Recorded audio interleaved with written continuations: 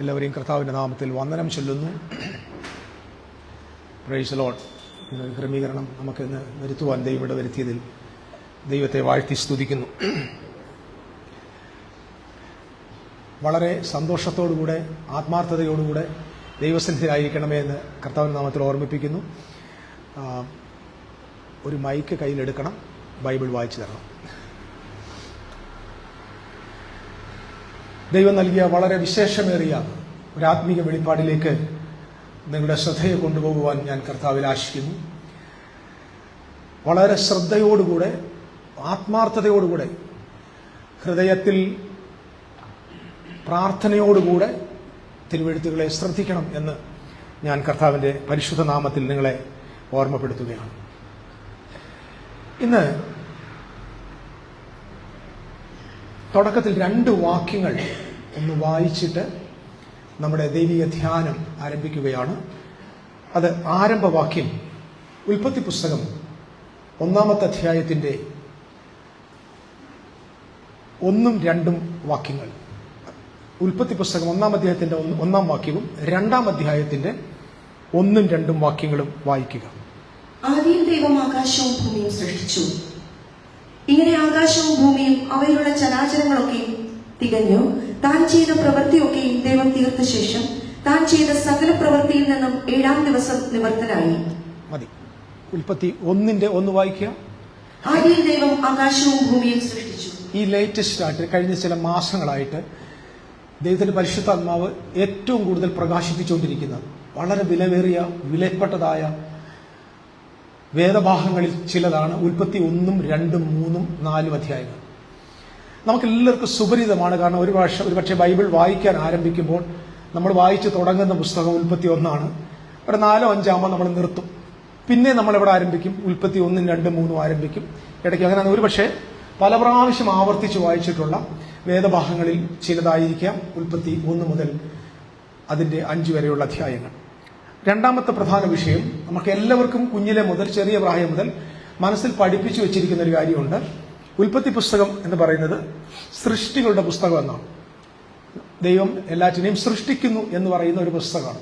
പക്ഷെ നമ്മൾ നല്ലതുപോലെ സൂക്ഷ്മമായിട്ട് വായിച്ചു കഴിഞ്ഞാൽ, കുറച്ചും കൂടെ അതിന്റെ ഭാഷാ പ്രയോഗങ്ങൾ എടുത്ത് വായിച്ചു നോക്കിയാൽ നമുക്ക് കൃത്യമായിട്ട് അറിയാൻ പറ്റും. ഉൽപ്പത്തി 1-ാം അധ്യായത്തിൽ ദൈവം ഒന്നും സൃഷ്ടിച്ചിട്ടില്ല, ദൈവം എല്ലാറ്റിനെയും ക്രമീകരിക്കുകയാണ്. കാരണം ദൈവം ആകാശം ഭൂമിയും സൃഷ്ടിച്ചു. ഭൂമി പാഴും ശൂന്യമായിരുന്നു, ആഴത്തിന്മീതെ ഇരുളുണ്ടായിരുന്നു എന്നൊക്കെ പറഞ്ഞങ്ങ് തുടങ്ങുക. അപ്പൊ വെള്ളം അവിടെയുണ്ട്, സൂര്യനുണ്ട്, ഭൂമിയുണ്ട്, സ്വർഗങ്ങളുണ്ട്. കൂട്ടത്തിൽ തീർന്നിട്ടില്ല. അവിടെ മറ്റൊരു പ്രധാനപ്പെട്ട കാര്യം പറയുന്നത് ഇങ്ങനെയാണ്. ദൈവം സന്ധ്യയായ ഉഷസ്സുമായി 1-ാം ദിവസം എന്ന് പറയുന്നുണ്ട്. അപ്പോൾ സന്ധ്യയായ ഉഷസ്സുമായി 1-ാം ദിവസം എന്ന് പറഞ്ഞാൽ സന്ധ്യയാകുന്നത് സൂര്യൻ അസ്തമിക്കുമ്പോഴാണ്, ഉഷസ്സാകുന്നത് സൂര്യൻ ഉദിക്കുമ്പോഴാണ്. അപ്പോൾ 1-ാം ദിവസം തന്നെ എന്തുണ്ട്? സൂര്യനുണ്ട്. അപ്പൊ നമ്മളിത് വായിക്കുമ്പോൾ ഇതുകൊണ്ട് നമ്മൾ സയൻസിന്റെ അടുക്കൽ ചെന്നാൽ, ഒരു യുക്തിവാദിയുടെ അടുക്കൽ ചെന്നാൽ നമ്മൾ നാണം കെട്ട് പോകത്തുള്ളൂ. കാരണം ഇത് സയന്റിഫിക് പുസ്തകമല്ല. ദൈവം പ്രപഞ്ചത്തെ സൃഷ്ടിച്ചു എന്ന് പറയാൻ ഉദ്ദേശിച്ച പുസ്തകമല്ല ഈ പുസ്തകം. മറിച്ച് ദൈവത്തിന്റെ ജനത്തോട് ദൈവത്തിന് ആത്മീകമായി സംസാരിക്കാനുള്ള കുറച്ചേറെ വിഷയങ്ങൾ എനിക്കൊരു അലിഗോറിക്കലിയാണോ, അവർക്ക് മനസ്സിലാകുന്ന ഭാഷയിലാണോ, രഹസ്യമായിട്ടാണോ കർത്താവ് പറയാൻ ആഗ്രഹിച്ച പുസ്തകമാണ് ഉൽപ്പത്തി പുസ്തകം ആരംഭഭാഗങ്ങൾ. രണ്ടാമത്തെ കാര്യം ഞാൻ ഇതിനകത്ത് പ്രധാനമായിട്ട് പറയാൻ ആശിക്കുന്ന വിഷയം, 2-ാമത്തെ അധ്യായം തുടങ്ങുന്ന ഇങ്ങനെയാണ്. 1-ാം അധ്യായം ഞാൻ പിന്നെ എടുത്തോളാം. ഞാനത് വേറൊരു സീരീസ് ആയിട്ട് ഇപ്പോൾ പോയിക്കൊണ്ടിരിക്കുന്നു. ഞാൻ ചർച്ചിനകത്ത് ഈ 2-ാം അധ്യായത്തിന്റെ ഭാഗത്തിലേക്ക് വരിക. ഇവിടെ 2-ാം അധ്യായം തുടങ്ങുന്ന ഇങ്ങനെയാ. ദൈവം സൃഷ്ടികളെ മൊത്തം ഉണ്ടാക്കി എല്ലാം നിവർത്തിച്ച ശേഷം ദൈവം എന്ത് ചെയ്യുന്നു? 7-ാം നാളിൽ സ്വസ്ഥമായിരിക്കുന്നു, റെസ്റ്റ് എടുക്കുന്നു എന്നാണ് വായിക്കുന്നത്. അപ്പൊ ദേവാദി ദൈവം റെസ്റ്റ് എടുക്കുന്നു, നിവൃതനായിരിക്കുന്നു എന്ന് പറയുന്നു. അങ്ങനെയാണ് എവിടെയാണ് ഈ നിവൃതനായിരിക്കുക എന്ന് പറഞ്ഞാൽ എന്ന് നമ്മൾ ആരംഭമായിട്ട് ഒന്ന് പരിശോധിക്കണം. അതിന് മുമ്പായിട്ട് മറ്റൊരു കാര്യം അറിയേണ്ടത്, നമ്മുടെ കയ്യിലിരിക്കുന്ന ഈ ബൈബിൾ എഴുതിയത്, പഴയ നിയമം എഴുതിയിട്ട് ഏകദേശം 4000 വർഷമായി കാണും. 4000 വർഷമല്ല, 4000-ഓളം വർഷം എടുത്തു പഴയ നിയമ പുതിയ നിയമ പുസ്തകങ്ങൾ എഴുതുവാനായിട്ട്. അപ്പൊ ഈ കാലഘട്ടത്തിൽ നമുക്കുള്ള അറിവ് അന്നത്തെ ജനത്തിന്റെ കയ്യിലില്ല. അവർക്ക് സൂര്യനെ കുറിച്ച് അറിയാം, ചന്ദ്രൻ അറിയാം, നക്ഷത്രം അറിയാം. ആ ജനത, അതായത് ഇസ്രായേൽ ജനത, നമ്മുടെ ബൈബിൾ മൊത്തം വായിച്ചാൽ ഭൂമി ഉരുണ്ടതാണെന്നല്ല പറയുന്നത്, ഭൂമി പരന്നതാണെന്നാണ് പറയുന്നത്. കോസ്മോളജി, അത് ബിബ്ലിക്കൽ കോസ്മോളജിയിൽ ഏകദേശം 64 വാക്യങ്ങൾ ഭൂമി പരന്നതാണെന്ന് കാണിക്കുന്നുണ്ട്. അത് നമ്മൾ ഈ കാണുന്ന ഭൂഗോളത്തെക്കുറിച്ചല്ല, മറിച്ച് ഇസ്രായേലിന്റെ ലാൻഡിനെ കുറിച്ചാണ്. അവർക്ക് ആകാശം എന്ന് പറയുന്നത് ഒരു ഡോമാണ്, അതിന്റെ മുകളിൽ ഇരിക്കുന്നു. ഈ ഡോമിനകത്ത് തന്നെ മുകളിൽ ഒരു വിധാനമുണ്ട്, വിധാനത്തിൽ വെള്ളമുണ്ട്. മഴ പെയ്യുന്നത് ആ വിധാനത്തിലെ വെള്ളത്തിൽ നിന്നാണെന്നൊക്കെ അവർ വിചാരിക്കും. നമ്മൾ ഇന്നത്തെ പിള്ളേരോട് അത് പറഞ്ഞാൽ അവർ പറയും അങ്ങനല്ല, ഭൂമിയിലെ ജലം നീരാവിയായി മുകളിൽ പോയി ഖനീഭവിച്ച മഴ പെയ്യുന്നതെന്ന് എല്ലാവരും അറിയാം. പക്ഷെ അന്നത്തെ ജനം വിശ്വസിച്ചിരുന്നത് ഇത് മുകളിൽ ദൈവം വെള്ളം കെട്ടിയിട്ടിട്ടുണ്ട്, അതിങ്ങനെ ഓരോ സുഷിരങ്ങളിലൂടെ പുറത്തേക്ക് വരുന്നു എന്നാണ് അവർ പഠിച്ചത്. അതുകൊണ്ടാണ് നമ്മൾ ബൈബിൾ എവിടെ വായിക്കുമ്പോഴും മഴ ദൈവം തരും എന്ന് പറയുന്നിടത്ത് പറയുന്നൊരു വാക്കുണ്ട്, ദൈവം ആകാശത്തിന്റെ കിളിവാതിൽ തുറന്ന് നിങ്ങൾക്ക് മഴ പെയ്യിക്കുമെന്ന്. നോഹയുടെ കാലത്ത് നമ്മൾ വായിക്കുന്നത് ഇങ്ങനെ, ആകാശത്തിന്റെ കിളിവാതിൽ തുറന്ന് വെള്ളം മുകളിൽ നിന്ന് വീണെന്ന്. അപ്പം ഈ കിളിവാതിലുണ്ടെന്നും അവിടെ ഒരു വാതിലുണ്ടെന്നും ഡോർ ഉണ്ടെന്നും വിൻഡോ ഉണ്ടെന്നും അതിലൂടെ ജനങ്ങൾക്ക് ആവശ്യമായ വെള്ളം വരുന്നു എന്ന വിശ്വാസമാണ് അവർക്കുള്ളത്. അപ്പൊ ഞാൻ മനസ്സിലാക്കേണ്ടത്, നമ്മൾ ഈ ചിന്തയിൽ നിന്ന്, നമ്മുടെ ഇന്നത്തെ സയൻസിൽ നിന്ന് നേരെ എങ്ങോട്ട് പോകണം? ആ ഏൻഷ്യന്റ് കാലത്ത് അവരെന്താ ചിന്തിച്ചിരുന്നത് എന്ന് നമ്മൾ മനസ്സിലാക്കാതെ നമുക്ക് ഈ പുസ്തകം പിടികിട്ടത്തില്ല. Price the Lord. രണ്ടാമത്തെ മറ്റൊരു പ്രധാനപ്പെട്ട കാര്യം പറയാനുള്ളത്, ഇവരെ ദൈവം ശാസ്ത്രം പഠിപ്പിക്കാൻ വേണ്ടിയല്ല ഈ പുസ്തകം എഴുതിയത്. ഇവരുടെ ദൈവം സൃഷ്ടിതാവാണെന്നും സൃഷ്ടിതാവായ ദൈവത്തിന്റെ സൃഷ്ടികളാണ് ഇവരെന്നും ദൈവം ഇവരെ തെരഞ്ഞെടുത്തുവെന്നും ദൈവത്തിന് ഇവരോട് ഉടമ്പടി ഉണ്ട് എന്നും ഇവരെ ബോധിപ്പിക്കാൻ വേണ്ടിയാണ് സർവശക്തനായ ദൈവം ഈ തിരുവെഴുത്തുകളെ രചിച്ചിരിക്കുന്നത്. ഞാനിത് ജനറലായിട്ട് കുറച്ച് കാര്യങ്ങൾ പറയുക. അടുത്തത്, നമ്മൾ ഉൽപ്പത്തി പുസ്തകം 1-ാമത്തെ അധ്യായത്തിന്റെ 1-ാം വാക്യത്തിൽ ഇങ്ങനെയാണ് വായിച്ചത്, ആദിയിൽ ദൈവം ആകാശവും ഭൂമിയും സൃഷ്ടിച്ചു. ഈ സൃഷ്ടിച്ചു എന്ന കൊടുത്തിരിക്കുന്ന വാക്കിന് എബ്രായ ഭാഷയിൽ കൊടുത്തിരിക്കുന്ന പദം ബാറ എന്നാണ്. ബാറ. നിങ്ങളുടെ ഇംഗ്ലീഷ് ബൈബിൾ ഉണ്ടെങ്കിൽ ഇംഗ്ലീഷ് ട്രാൻസ്ലേഷൻ ഇങ്ങനെയാണ് കൊടുത്തിരിക്കുന്നത്, എൻ ലിറ്ററൽ ട്രാൻസ്ലേഷൻ എന്ന് പറയും. അതായത് അതിന്റെ ലിറ്ററൽ ട്രാൻസ്ലേഷൻ ഇങ്ങനെ പറയുന്നത്, in the beginning God four preparing heavens and earth എന്നാണ്. ദൈവം ആകാശത്തെയും ഭൂമിയും സൃഷ്ടിച്ചു എന്നല്ല കൊടുത്തിരിക്കുന്നത്, ആരംഭത്തിൽ ദൈവം ആകാശവും ഭൂമിയും ഒരുക്കുമ്പോൾ ഒരുക്കി എന്നാണ് എഴുതിയേക്കുന്നത്. അപ്പൊ ദൈവം ആകാശത്തെയും ഭൂമിയെയും ഒരുക്കി. അവിടെ ആകാശങ്ങൾ എന്ന് എഴുതിയേക്കുന്നത്, സ്വർഗങ്ങൾ എന്ന് എഴുതിയേക്കുന്നത് ഭൂമി എന്ന് എഴുതിയിരിക്കുന്നു. ഭൂമി സിംഗുലറും സ്വർഗങ്ങൾ പ്ലൂറലുമായിട്ട് കൊടുത്തിരിക്കുന്നു. ആകാശവും ഭൂമിയും സൃഷ്ടിച്ചു എന്ന് സർവശക്തനാം തമ്പുരാൻ എഴുതിയിരിക്കുന്നു. ഇനി ഈ ആകാശവും ഭൂമി എന്താണ്? നമ്മുടെ ബൈബിളിൽ ഉടനീളം ഒരുപാട് സ്ഥലത്ത് ആവർത്തിച്ച് പറയുന്ന ഒരു വാക്കാണ് ആകാശവും ഭൂമിയും. ബൈബിൾ അവസാനിക്കുമ്പോൾ ഉൽപ്പത്തി പുസ്തകത്തിൽ 21-ാം അധ്യായത്തിൽ പറയുന്നൊരു വാചകമുണ്ട്, അനന്തരം ഞാൻ ഒരു കാര്യം കണ്ടു, പഴയ ആകാശവും പഴയ ഭൂമിയും ഒഴിഞ്ഞുപോയി, പുതിയ ആകാശവും പുതിയ ഭൂമിയും ഇതാവും. അപ്പം പഴയ ആകാശവും പഴയ ഭൂമിയും ഒഴിഞ്ഞുപോയെന്നും പുതിയ ആകാശവും പുതിയ ഭൂമിയും വന്നു എന്ന് ദൈവം അവസാന ഭാഗത്ത് വന്നിരിക്കും. അപ്പം ഉൽപ്പത്തിയിൽ തുടങ്ങിയ ആ ആകാശവും ഭൂമിയും ഒഴിഞ്ഞുപോയി, വെളിപ്പാട് 21 എത്തിയപ്പോഴേക്കും എന്തുണ്ടായി? പുതിയ ആകാശവും പുതിയ ഭൂമിയും ഉണ്ടായി. അങ്ങനെ നമ്മൾ നോക്കണം. നമ്മൾ ബൈബിളിൽ ഒരുപാട് സ്ഥലത്ത് ആകാശമേ കേൾക്കുക, ഭൂമിയെ ചെവി തരിക, ആകാശമേ കേൾക്കുക, ഭൂമിയെ ചെവി തരിക. അതിന്റെ അർത്ഥം എന്തുവാ? നമ്മുടെ മേളത്ത് ആകാശം കേൾക്കണം, ഭൂമി ചെവി തരാനാണോ? അല്ല. അപ്പൊ ഈ വാക്കുകൾ ഇസ്രായേൽ എന്ന് പറയുന്ന യഹൂദ ജനത്തോട്, ദൈവത്തോട് ഉടമ്പടി ചെയ്ത ജനത്തോട് പ്രവാചകന്മാർ മുഖാന്തരം ദൈവം സംസാരിക്കുമ്പോൾ തമ്പുരാൻ സംസാരിക്കുന്ന ഒരു ഭാഷയാണ് ആകാശവും ഭൂമിയും. കർത്താവ് യേശു ഗിരിപ്രഭാഷണം നടത്തുമ്പോൾ മത്തായിയുടെ സുവിശേഷം 5-ാം അധ്യായത്തിന്റെ 18-ാം വാക്യത്തിൽ ഇങ്ങനെ പറഞ്ഞു, ആകാശവും ഭൂമിയും ഒഴിഞ്ഞു പോകും വരെ ന്യായപ്രമാണത്തിന്റെ വള്ളിയെങ്കിലും പുള്ളിയെങ്കിലും നീങ്ങിപ്പോകും. അപ്പൊ ന്യായപ്രമാണം നീങ്ങിപ്പോകണമെങ്കിൽ ആകാശവും ഭൂമിയും ഒഴിഞ്ഞു പോകണം. സകല ആളുകളും വിശ്വസിക്കുന്നത് നമ്മൾ ഇപ്പോൾ നിൽക്കുന്ന ഭൂമിയും നമ്മുടെ തലയ്ക്ക് മീതെയുള്ള ആകാശവും ഒഴിഞ്ഞു പോകുന്നു. മേളിൽ ആകാശം പൊടിമുഴക്കത്തോട് ഒഴിഞ്ഞു പോകുമെന്നാണ് ഒരുപാട് പ്രഭാഷകന്മാർ പ്രസംഗിക്കുന്നത്. നമ്മുടെ ഈ ഭൂമിയെ ദൈവം ചുട്ട് കത്തിച്ച് കളയുമെന്നാണ് പഠിപ്പിക്കുന്നത്. ഈ റെവലേഷൻ വെക്കുമ്പോൾ ഇത് കളഞ്ഞിട്ട് ദൈവം എന്ത് ചെയ്യും? ഒരു പുത്തൻ ഭൂമിയും ഒരു പുത്തൻ ആകാശം ഉണ്ടാക്കുമെന്ന് പഠിപ്പിക്കുന്നവരാണ് 99% ആളുകൾ. ദൈവകൃപയാൽ ആ പൊട്ടത്തരത്തിൽ വീഴാൻ ദൈവം നമ്മളെ അനുവദിക്കാത്തതോർത്ത് ദൈവത്തിന് കോടി സ്തോത്രം. കാരണം അത് പോയില്ലെങ്കിൽ, ഈ ആകാശവും ഭൂമിയും ആണ് ദൈവം ഉദ്ദേശിച്ചതെങ്കിൽ, ന്യായപ്രമാണം ഇതുവരെ എന്ത് ചെയ്തിട്ടില്ല? നീങ്ങിപ്പോയിട്ടില്ല. ന്യായപ്രമാണം നീങ്ങിപ്പോയിട്ടില്ലെങ്കിൽ നിങ്ങൾ പാപത്തിൽ നിന്ന് വരെ രക്ഷപ്പെട്ടിട്ടില്ല. നിങ്ങൾ പാപത്തിൽ നിന്ന് രക്ഷപ്പെട്ടിട്ടില്ലെങ്കിൽ നിങ്ങൾ മരണത്തെ ഇതുവരെ ജയിച്ചിട്ടില്ല, നിങ്ങൾ നിത്യജീവനിൽ പ്രവേശിച്ചിട്ടില്ല, നിത്യജീവൻ വന്നിട്ടില്ല, നിങ്ങൾക്ക് രക്ഷ സാധ്യമായിട്ടില്ല. അപ്പൊ ന്യായപ്രമാണം ഒഴിഞ്ഞു പോയാൽ മാത്രമേ മരണത്തിന് നീക്കം വരത്തുള്ളൂ, പാപത്തിന് നീക്കം വരത്തുള്ളൂ, പുതുനിയമം സ്ഥാപിക്കപ്പെടത്തുള്ളൂ, നിത്യജീവൻ ലഭ്യമാകത്തുള്ളൂ. സ്തോത്രം, ഹല്ലേലൂയ. സോ ഇത് നിങ്ങളുടെ മനസ്സിൽ വെക്കുക. ഞാൻ വീണ്ടും ഒന്നുകൂടെ പറയാം. ആകാശവും ഭൂമി എന്ന് പറഞ്ഞാൽ പുതിയതായിട്ട് മനസ്സിലാക്കേണ്ടത്, it is a covenant relationship with God and man. സ്വർഗം ഈ സ്വർഗങ്ങൾ എന്ന് എഴുതിയിരിക്കുന്ന എന്താണെന്ന് ഞാൻ മുമ്പോട്ട് വരുമ്പോൾ സംസാരിക്കാം. സ്വർഗവും ഭൂമിയും തമ്മിലുള്ള ബന്ധത്തിന്റെ പേരാണ് ആകാശവും ഭൂമി. അത് ഉടമ്പടിയാണ്. ആകാശവും ഭൂമിയും ഒഴിഞ്ഞു പോവുക എന്ന് പറഞ്ഞാൽ പഴയ നിയമത്തിന്റെ ഉടമ്പടി ദൈവം ജനത്തിൽ നിന്ന് എടുത്തു മാറ്റി ഒരു പുതിയ ആകാശവും പുതിയ ഭൂമിയും നൽകുമെന്ന് പറഞ്ഞാൽ ഒരു പുതിയ ഉടമ്പടിയിലേക്ക് ഞാൻ ജനത്തെ കൊണ്ടുപോകും എന്നാണ് ദൈവം അർത്ഥമാക്കുന്നത്. അതുകൊണ്ട് ആകാശവും ഭൂമിയും എന്ന് കേട്ടാൽ ഓർത്തോണം, it is a relationship with God and man. ദയവ് ചെയ്ത് ആകാശം നിൽക്കുമ്പോൾ പുറത്തിറങ്ങി മേളിൽ ആകാശം, നീലാകാശം നോക്കരുത്, നിൽക്കുന്ന ഭൂമി നോക്കരുത്. അങ്ങനെ നോക്കിയാൽ ഈ പുസ്തകത്തിന് അർത്ഥമില്ല. ഹല്ലേലൂയ. ഇന്ന് നാമും ദൈവവും തമ്മിൽ ഒരു പുത്തൻ ഉടമ്പടിയുമായി ബന്ധപ്പെട്ടിരിക്കുന്നു പറഞ്ഞാൽ ആ ഉടമ്പടിക്കകത്ത് മാനുഷികമായിട്ടല്ല, അതിൽ ക്രിസ്തുവുമായിട്ടുള്ള ബന്ധമാണ്. ക്രിസ്തു സ്ഥാപിച്ച ക്രിസ്തുവുമായിട്ടുള്ള പുതുനിയമത്തിന്റെ ബന്ധത്തിൽ ദൈവം നമ്മെ കൊണ്ടുവന്നു, നിത്യജീവനിലേക്ക് കൊണ്ടുവന്നു, വിമോചനത്തിലേക്ക് കൊണ്ടുവന്നു, മരണത്തിൽ നിന്ന് സ്വാതന്ത്ര്യം വരുത്തി, പാപത്തിൽ നിന്ന് ദൈവം സ്വാതന്ത്ര്യം വരുത്തി. ആമേൻ. ഒരു ഹല്ലേലൂയ. അതായത് പാപവുമായി നിങ്ങൾക്ക് ബന്ധമില്ല, മരണവുമായി നിങ്ങൾക്ക് ബന്ധമില്ല, പിശാചെന്ന സാധനമായിട്ട് ബന്ധമില്ല. ദൈവം നമ്മളെ നിത്യജീവനിലേക്ക് പ്രവേശിപ്പിച്ച നാമും പിതാവും പുത്രനും പരിശുദ്ധ റൂഹായും ഒരുമിച്ചുള്ള ഒരു ബന്ധത്തിലേക്ക് കർത്താവ് നമ്മെ കൊണ്ടുവന്നിരിക്കുന്നു. ഞാൻ അതിലേക്കൊന്ന് വരിക. Heaven and earth is the relationship. മറന്നു പോകരുത്, ആകാശം ഭൂമിയും ഒരു ബന്ധമാണ്. സ്വർഗങ്ങളുണ്ടെന്ന് ഞാൻ പറഞ്ഞു. ദൈവം ആകാശത്തെ ഇംഗ്ലീഷിൽ എഴുതിയിരിക്കുന്നത് ഷമൈം എന്നാണ്. ഷമൈം. ഇത് ആകാശം എന്ന് പറഞ്ഞാൽ, അല്ലെങ്കിൽ അവിടെ സ്വർഗങ്ങൾ എന്ന് എഴുതിയിരിക്കുന്നത്, സ്വർഗങ്ങൾ എന്നതിന് കൊടുത്തിരിക്കുന്ന ഒന്നിൽ കൂടുതൽ സ്വർഗമുണ്ട്. ഒന്ന്, അത് ദൈവത്തിന്റെ സ്വർഗം. രണ്ട്, അവന്റെ ശുശ്രൂഷകന്മാരുടെ സ്വർഗം, അല്ലെങ്കിൽ അവന്റെ പുരോഹിതന്മാരുടെ സ്വർഗം. കാരണം ദേവാലയത്തിൽ രണ്ട് പ്രധാനപ്പെട്ട സ്ഥലമുണ്ട്. ഒന്ന് അതിവിശുദ്ധ സ്ഥലമുണ്ട്, രണ്ട് വിശുദ്ധ സ്ഥലമുണ്ട്. അതിവിശുദ്ധ സ്ഥലത്ത് ദൈവം വസിക്കുന്നു, അത് ദൈവത്തിന്റെ സ്വർഗം. വിശുദ്ധ സ്ഥലത്ത് പുരോഹിതന്മാർ ശുശ്രൂഷിക്കുന്നു, അത് പുരോഹിതന്മാരുടെ സ്വർഗം. Glory to God. ഗ്രഹിക്കാൻ പറ്റുന്നുണ്ടല്ലോ?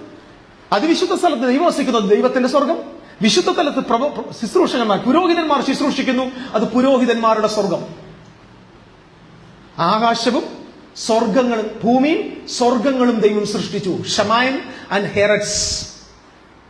ഇനി നമ്മൾ നേരെ അങ്ങോട്ട് പോകാൻ പോകുന്നത് 6 ദിവസത്തെ സൃഷ്ടി കഴിഞ്ഞു, 7-ാം ദിവസം ദൈവം വിശ്രമിച്ചു എന്നാണ്. എല്ലാവരും പറ, വിശ്രമിച്ചു. ഞാൻ എടുത്തൊരു ചോദ്യം ചോദിക്കുകയാണ്, ദൈവം എന്ത് ചെയ്തിട്ടാണ് വിശ്രമിക്കുന്നത്? നമ്മൾ നേരത്തെ പഠിച്ചിട്ടുള്ളത് ദൈവം 6 ദിവസം കഠിനമായ പണി ചെയ്തു, അല്ലേ? ഒരു പ്രാവശ്യം കൂടെ ഒന്ന് സൂക്ഷ്മമായിട്ട് വായിച്ചാൽ നിങ്ങൾക്ക് കാര്യം മനസ്സിലാവും. ദൈവം ഒരു പണിയും ചെയ്തിട്ടില്ല. ദൈവം വാ തുറന്ന് 6 ദിവസം വർത്താനം പറഞ്ഞു, അത്രേ ഉള്ളൂ. നമ്മൾ 60 ദിവസം വർത്താനം പറഞ്ഞാൽ ക്ഷീണിക്കത്തില്ല. കാരണം അങ്ങനെ ആയിരുന്നെങ്കിൽ ഇന്ന് പകൽ നിങ്ങളുടെ പലരും വരത്തില്ല. കാരണം ദൈവം പറഞ്ഞതിനേക്കാൾ 100 മടങ്ങ് വർത്താനം വചനം നമ്മൾ പറഞ്ഞിട്ടുണ്ട്. ഉൽപ്പത്തിയിൽ നിന്ന് ദൈവം പറഞ്ഞിരിക്കുന്നത് ഉണ്ടാകട്ടെ എന്ന് കൽപ്പിച്ചു, ഉണ്ടാകട്ടെ എന്ന് കൽപ്പിച്ചു, ഉണ്ടാകട്ടെ എന്ന് കൽപ്പിച്ചു, വരട്ടെ എന്ന് കൽപ്പിച്ചു. ഇങ്ങനെ പറഞ്ഞിട്ടുള്ളൂ. 6 ദിവസം ഉണ്ടാകട്ടെ എന്ന് കൽപ്പിച്ചു, 7-ാം ദിവസം പോയി വിശ്രമിച്ചു എന്ന് പറഞ്ഞാൽ ദൈവം തമ്പുരാൻ നമ്മളെക്കാൾ ക്ഷീണിതനാണ്. അപ്പൊ വിശ്രമിക്കുക എന്ന് പറഞ്ഞാൽ എന്താണെന്ന് നമ്മൾ മനസ്സിലാക്കാം. 7-ാം നാളിലെ സ്വസ്ഥത, ദൈവം വിശ്രമിച്ചു എന്ന് പറഞ്ഞ് മനസ്സിലാക്കാൻ നമ്മൾ പോകേണ്ടത് സങ്കീർത്തനം 132-ന്റെ 7-ഉം 8-ഉം വാക്യം. ഈ റെഫറൻസുകൾ ഒന്ന് ഓർമ്മ വെക്കണം. ഈ സന്ദേശം നിങ്ങൾക്ക് ആരോടെങ്കിലും കൈമാറണമെങ്കിൽ നിങ്ങൾക്ക് ഈ റെഫറൻസുകൾ മുതലാകും. 32-ന്റെ 7-ഉം 8-ഉം വാക്യങ്ങൾ വായിക്കുക. 132. നാം അവന്റെ തിരുനിവാസത്തിലേക്ക് ചെന്ന് അവന്റെ പാദപീഠത്തിൽ നമസ്കരിക്കാം. യഹോവേ, നീ നിന്റെ ബലത്തിന്റെ പെട്ടകവുമായി നിന്റെ വിശ്രാമത്തിലേക്ക് എഴുന്നള്ളി. ഒരു നിമിഷം. നാം അവന്റെ തിരുനിവാസത്തിലേക്ക് ചെന്ന് അവന്റെ പാദപീഠത്തിൽ അവനെ നമസ്കരിക്കുക. എവിടെ ചെന്നിട്ട്? അവന്റെ തിരുനിവാസത്തിലേക്ക് ചെന്ന്. ഇംഗ്ലീഷിൽ വായിച്ചാൽ അവന്റെ ഡ്വെല്ലിംഗ് പ്ലേസിലേക്ക് ചെന്ന്, അവൻ വിശ്രമിക്കുന്ന സ്ഥലത്തേക്ക് ചെന്ന് അവന്റെ പാദപീഠത്തിൽ അവനെ നമസ്കരിക്കുക. 8-ാമത്തെ വാക്യം വായിക്കൂ. യഹോവേ, നീ നിന്റെ ബലത്തിന്റെ പെട്ടകവുമായി നിന്റെ വിശ്രാമത്തിലേക്ക് എഴുന്നള്ളണമേ. അപ്പം തിരുനിവാസത്തിന് പകരം 2-ാം വാക്യത്തിൽ കൊടുത്തിരിക്കുക, 8-ാം വാക്യത്തിൽ കൊടുത്തിരിക്കുക വിശ്രാമം. ഫുഡ് സ്റ്റൂൾ പാദപീഠത്തിന് പകരം കൊടുത്തിരിക്കുന്നത് എന്തുവാ? തിരുനിവാസത്തിന് അതല്ല, ബലത്തിന്റെ പെട്ടകം. ഞാൻ പറഞ്ഞത് മനസ്സിലാവുന്നു? അതായത് ഇത് പാരലായിട്ട് എഴുതിയേക്കാം. മേളിൽ കൊടുത്തിരിക്കുന്ന പദങ്ങൾക്ക് പുതിയൊരർത്ഥം താഴെ കൊടുത്തേക്കാം. മുകളിൽ പ്രവർത്തിക്കുന്നു, തിരുനിവാസത്തിലേക്ക് വന്ന് ഞങ്ങൾ നിന്നെ പാദപീഠത്തിൽ നമസ്കരിക്കട്ടെ. ശാന്തമായിട്ട് അത് പറയുന്നത് ശ്രദ്ധയോടെ കേൾക്കുക. ഞങ്ങൾ നിന്റെ തിരുനിവാസത്തിലേക്ക് വന്ന് നിന്റെ പാദപീഠത്തിൽ ഞങ്ങൾ നമസ്കരിക്കട്ടെ. തൊട്ട് താഴെ പറയുകയാണ്, ദൈവമേ, നീ നിന്റെ ബലത്തിന്റെ പെട്ടകവുമായി നിന്റെ വിശ്രാമ സ്ഥലത്തേക്ക്. എന്ത് പറഞ്ഞേ? നമുക്കിങ്ങനെ തിരിച്ചു പറയാം. ദൈവമേ, നീ നിന്റെ ബലത്തിന്റെ പെട്ടകവുമായി നിന്റെ തിരുനിവാസത്തിലേക്ക് ഒന്ന് എഴുന്നള്ളണമേ, ഞങ്ങൾ അങ്ങയുടെ തിരുനിവാസത്തിൽ വന്ന് അങ്ങയുടെ പാദപീഠത്തിൽ നമസ്കരിക്കട്ടെ. അതതിന്റെ അർത്ഥം. ഞങ്ങൾ അങ്ങ് ഒന്ന് നമസ്കരിക്കാൻ ആഗ്രഹിക്കുന്നു, അതുകൊണ്ട് അങ്ങ് എന്ത് ചെയ്യണം? അങ്ങ് അങ്ങയുടെ വിശുദ്ധ സ്ഥലത്തേക്കൊന്ന് എഴുന്നള്ളി വരണം. അപ്പൊ നിങ്ങൾ ശ്രദ്ധിക്കുക, തിരുനിവാസം എന്ന് പറയുന്നത് ദൈവത്തിന്റെ വിശ്രാമ സ്ഥലമാണ്. ബലത്തിന്റെ പെട്ടകം എന്ന് പറയുന്നത് ദൈവത്തിന്റെ ഫുഡ് സ്റ്റൂളാണ്, പാദപീഠമാണ്. അപ്പൊ ബലത്തിന്റെ പെട്ടകം എന്ന് പറഞ്ഞാൽ എന്താ? നിയമപ്പെട്ടകം. ദൈവം വന്ന് വസിക്കുന്ന എവിടെയാ? ദൈവം വന്ന് ഇറങ്ങുന്ന എവിടെ? കൃപാസനത്തിന് മുകളിൽ. അപ്പൊ ദൈവത്തിന്റെ പാദപീഠം ഇരിക്കുന്ന എവിടെയാ? കൃപാസനത്തിലായിരിക്കും. അപ്പം പാദപീഠത്തിൽ നമസ്കരിക്കുക എന്ന് പറഞ്ഞാൽ കൃപാസനത്തിന് മുമ്പിൽ നമസ്കരിക്കുക. ദൈവത്തിന്റെ നിവാസം എന്ന് പറഞ്ഞാൽ എന്താ? ശ്രദ്ധിക്കണേ, ദൈവത്തിന്റെ നിവാസം എന്ന് പറഞ്ഞാൽ എന്താ? ദൈവത്തിന്റെ വിശ്രാമ സ്ഥലം. അപ്പം ദൈവം ഏഴാം നാളിൽ വിശ്രമിച്ചു എന്ന് പറഞ്ഞാൽ എൻ്റെ അർത്ഥം എവിടെ വിശ്രമിച്ചു? അവന്റെ നിവാസത്തിൽ വിശ്രമിച്ചു. അപ്പം ഈ 7 ദിവസം കൊണ്ട് എന്താണ് ഉണ്ടായത്? ആകാശവും ഭൂമിയും ഉണ്ടായി. ആകാശവും ഭൂമി എന്ന് പറഞ്ഞാൽ റിലേഷൻഷിപ്പാണ്. റിലേഷൻഷിപ്പ് എന്താണെന്ന് മനസ്സിലാക്കണമെങ്കിൽ നമ്മൾ അങ്ങോട്ടങ്ങ് പോകണം. കുറെ അങ്ങോട്ട് പോയാൽ ബന്ധം എന്തെന്ന് മനസ്സിലാക്കാം. ഞാൻ അതൊന്ന് പെട്ടെന്ന് എടുത്തിട്ട് തിരിച്ചു വരാം. വെളിപ്പാട് പുസ്തകം 21-ാം അധ്യായത്തിന്റെ 23-ാമത്തെ വാക്യം. കാരണം നമ്മൾ ഇതുവരെ അതൊന്ന് വായിച്ചിട്ട് ഞാൻ എക്സ്പ്ലെയിൻ ചെയ്യും. നഗരത്തിൽ പ്രകാശിക്കുവാൻ സൂര്യനും ചന്ദ്രനും ആവശ്യമില്ല. ദൈവ തേജസ് അതിനെ പ്രകാശിപ്പിക്കുന്നു. കുഞ്ഞാട് അതിന്റെ വിളക്കാകുന്നു. ജാതികൾ അതിന്റെ വെളിച്ചത്തിൽ നടക്കും. 22-ാം വാക്യം. നഗരത്തിൽ എന്ത് കണ്ടില്ല? പുത്തനയെരൂശലേം എന്ന നഗരത്തിൽ മന്ദിരം കണ്ടില്ല. സർവശക്തിയുള്ള ദൈവവും ദൈവമായ കർത്താവും കുഞ്ഞാടും. ഇതെന്തൊരു മന്ദിരവും? സർവശക്തിയുള്ള കർത്താവ് എന്ന് പറഞ്ഞാൽ പിതാവായ ദൈവവും അവന്റെ പുത്രനായ ക്രിസ്തു എന്ന ദൈവ കുഞ്ഞാടും അവിടുത്തെ മന്ദിരമാണ്. അപ്പൊ മന്ദിരം എന്ന് പറഞ്ഞാൽ അർത്ഥം എന്താ? ഇവിടെ കേട്ടി. മന്ദിരം എന്ന് പറഞ്ഞാൽ വലിയൊരു 4 കെട്ടും വലിയൊരു ഉയരമുള്ള ഗോപുരവും അതിനകത്ത് മണിയും കുറെ ഉപദേശിമാരി ഇരിക്കുന്ന നല്ല മന്ദിരം. മന്ദിരം എന്ന് പറഞ്ഞാൽ ദൈവവും പുത്രനും അവന്റെ ജനവും തമ്മിലുള്ള ബന്ധമാണ് മന്ദിരം. ദേവാലയം എന്ന് പറഞ്ഞാൽ ഇരിക്കുന്ന സ്ഥലം എന്നല്ല. ദേവാലയം എന്ന് പറഞ്ഞാൽ നീയും നിന്റെ ദൈവവും അവന്റെ പുത്രനായ യേശു ക്രിസ്തുവും തമ്മിലുള്ള ബന്ധത്തെയാണ് വിശുദ്ധ ബൈബിളിൽ ദേവാലയം, ടെമ്പിൾ ഓഫ് ഗോഡ് എന്ന് പറയുന്നത്. അതാണ് ഉൽപ്പത്തി 2-ൽ വെളിപ്പെടുത്തിയിരിക്കുന്നത്. ഉൽപ്പത്തി 2-ലാണ് ദൈവാലയത്തിന്റെ ബ്ലൂ പ്രിന്റ്. ദൈവാലയത്തിന്റെ ബ്ലൂ പ്രിന്റ് പക്ഷെ എഴുതിയപ്പോ ഒരു തോട്ടമാക്കി, ഒരു മരമാക്കി, കുറച്ച് പഴമാക്കി, കുറച്ച് പഴ ഉണ്ണിയൊക്കെ ആക്കി, അത് തിന്നുന്നവരാക്കി, പാമ്പ് ഇതും കൊണ്ടങ്ങ് നിറഞ്ഞു. മനസ്സിലായി പറഞ്ഞു. പക്ഷെ എന്താണ് ദേവാലയം? എന്താണ് ചർച്ച്? എന്താണ് ദൈവം വസിക്കുന്ന മന്ദിരം എന്ന വെളിപ്പാട് സർവശക്തൻ രചിച്ചിരിക്കുന്നത്, വെളിപ്പെടുത്തിയിരിക്കുന്നത് ഈ ഏദൻ തോട്ടത്തിലാണ്. ആമേൻ. എല്ലാവർക്കും ഗ്രഹിക്കാൻ പറ്റുന്ന നിലയിൽ പെതുക്കെ പറയുന്നത്. കാരണം ഞാൻ ഇത് ആദ്യമായിട്ടാണ് സംസാരിക്കുന്നത്. ആദ്യമായിട്ട് സംസാരിക്കുമ്പോൾ പരിചയക്കുറവുണ്ട്. അതുകൊണ്ട് ഞാൻ ദൈവകൃപയിൽ ആശ്രയിച്ച് മുമ്പോട്ട് പോവാം. അപ്പം ഒന്നുകൂടെ പറയാം, എന്താണ് ദേവാലയം? അവിടെ മന്ദിരമില്ല, മന്ദിരം പൊളിഞ്ഞുപോയി. പിന്നെന്താ കണ്ടത്?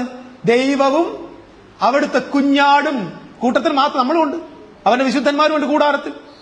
നാമും ചേരുന്നതാണ് ബന്ധം. പിതാവ് പുത്രനോടും പുത്രൻ നമ്മോടും ചേർന്ന് ഒരുമിച്ച് സ്ഥാപിച്ചിരിക്കുന്ന ബന്ധത്തിന്റെ പേരാണ് ദൈവസഭ. എത്ര പേർ അതിന് നല്ലൊരു ആമേൻ എന്ന് പറയാൻ പറ്റും? Price the Lord. ഇതാണ് നമ്മൾ അറിയേണ്ടത്. അല്ലാതെ 10 വിശ്വാസികൾ, അത് അനുസരണം കെട്ട കുറെ വിശ്വാസികൾ, വിശ്വസ്തതയില്ലാത്ത കുറച്ച് ആളുകൾ ഒരുമിച്ച് കൂടുന്ന സ്ഥലത്തിന്റെ പേരല്ല ചർച്ച്. നീയും ദൈവവും തമ്മിലുള്ള ബന്ധത്തിന്റെ പേരാണ് ചർച്ച്. അതുകൊണ്ട് ഒരുത്തന്റെ Christianity it is not based on congregation, it's based on private relationship with God.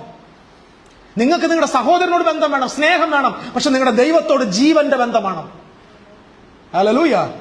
നമുക്ക് സത്യത്തിൽ ഞായറാഴ്ചയല്ല നമ്മൾ സ്പിരിച്വൽ ആകേണ്ടത്, തിങ്കൾ മുതൽ ശനിയാഴ്ചയാണ് നമ്മൾ സ്പിരിച്വൽ ആവേണ്ടത്. ഞായറാഴ്ച നമുക്ക് നല്ല ഭവ്യമായിട്ടിരിക്കാൻ പറ്റും, നന്നായിട്ട് പാടാൻ പറ്റും, തല തുണിയൊക്കെ ഇട്ടിരുന്ന് ആരാധിക്കാൻ പറ്റും, കൈയടിക്കാൻ പറ്റും, സ്തോത്രം പറയാൻ പറ്റും. തിങ്കളാഴ്ച നമ്മുടെ സ്വഭാവം മാറും. നമ്മുടെ യഥാർത്ഥ ക്രിസ്ത്യാനി ആകേണ്ടത് ഞായറാഴ്ച ചേർച്ചിലല്ല. ചർച്ച എന്ന് പറയുന്നത് തെറ്റാണ്. ഞായറാഴ്ച കൂടുന്ന കൂട്ടായ്മയിലല്ല, മറിച്ച് നമ്മൾ യഥാർത്ഥ സ്പിരിച്വൽ ആകേണ്ടത് തിങ്കൾ മുതൽ ശനി വരെയുള്ള നമ്മുടെ വ്യക്തിപരമായ ജീവിതത്തിലാണ്. ആ ജീവിതത്തിൽ നമ്മൾ എങ്ങനെ ചർച്ചയായി? ദൈവത്തോടും പുത്രനായ ക്രിസ്തു, ഈ ലാംബ് ഓഫ് ഗോഡ് എന്ന് പറഞ്ഞതിന്റെ കാരണം എന്താ?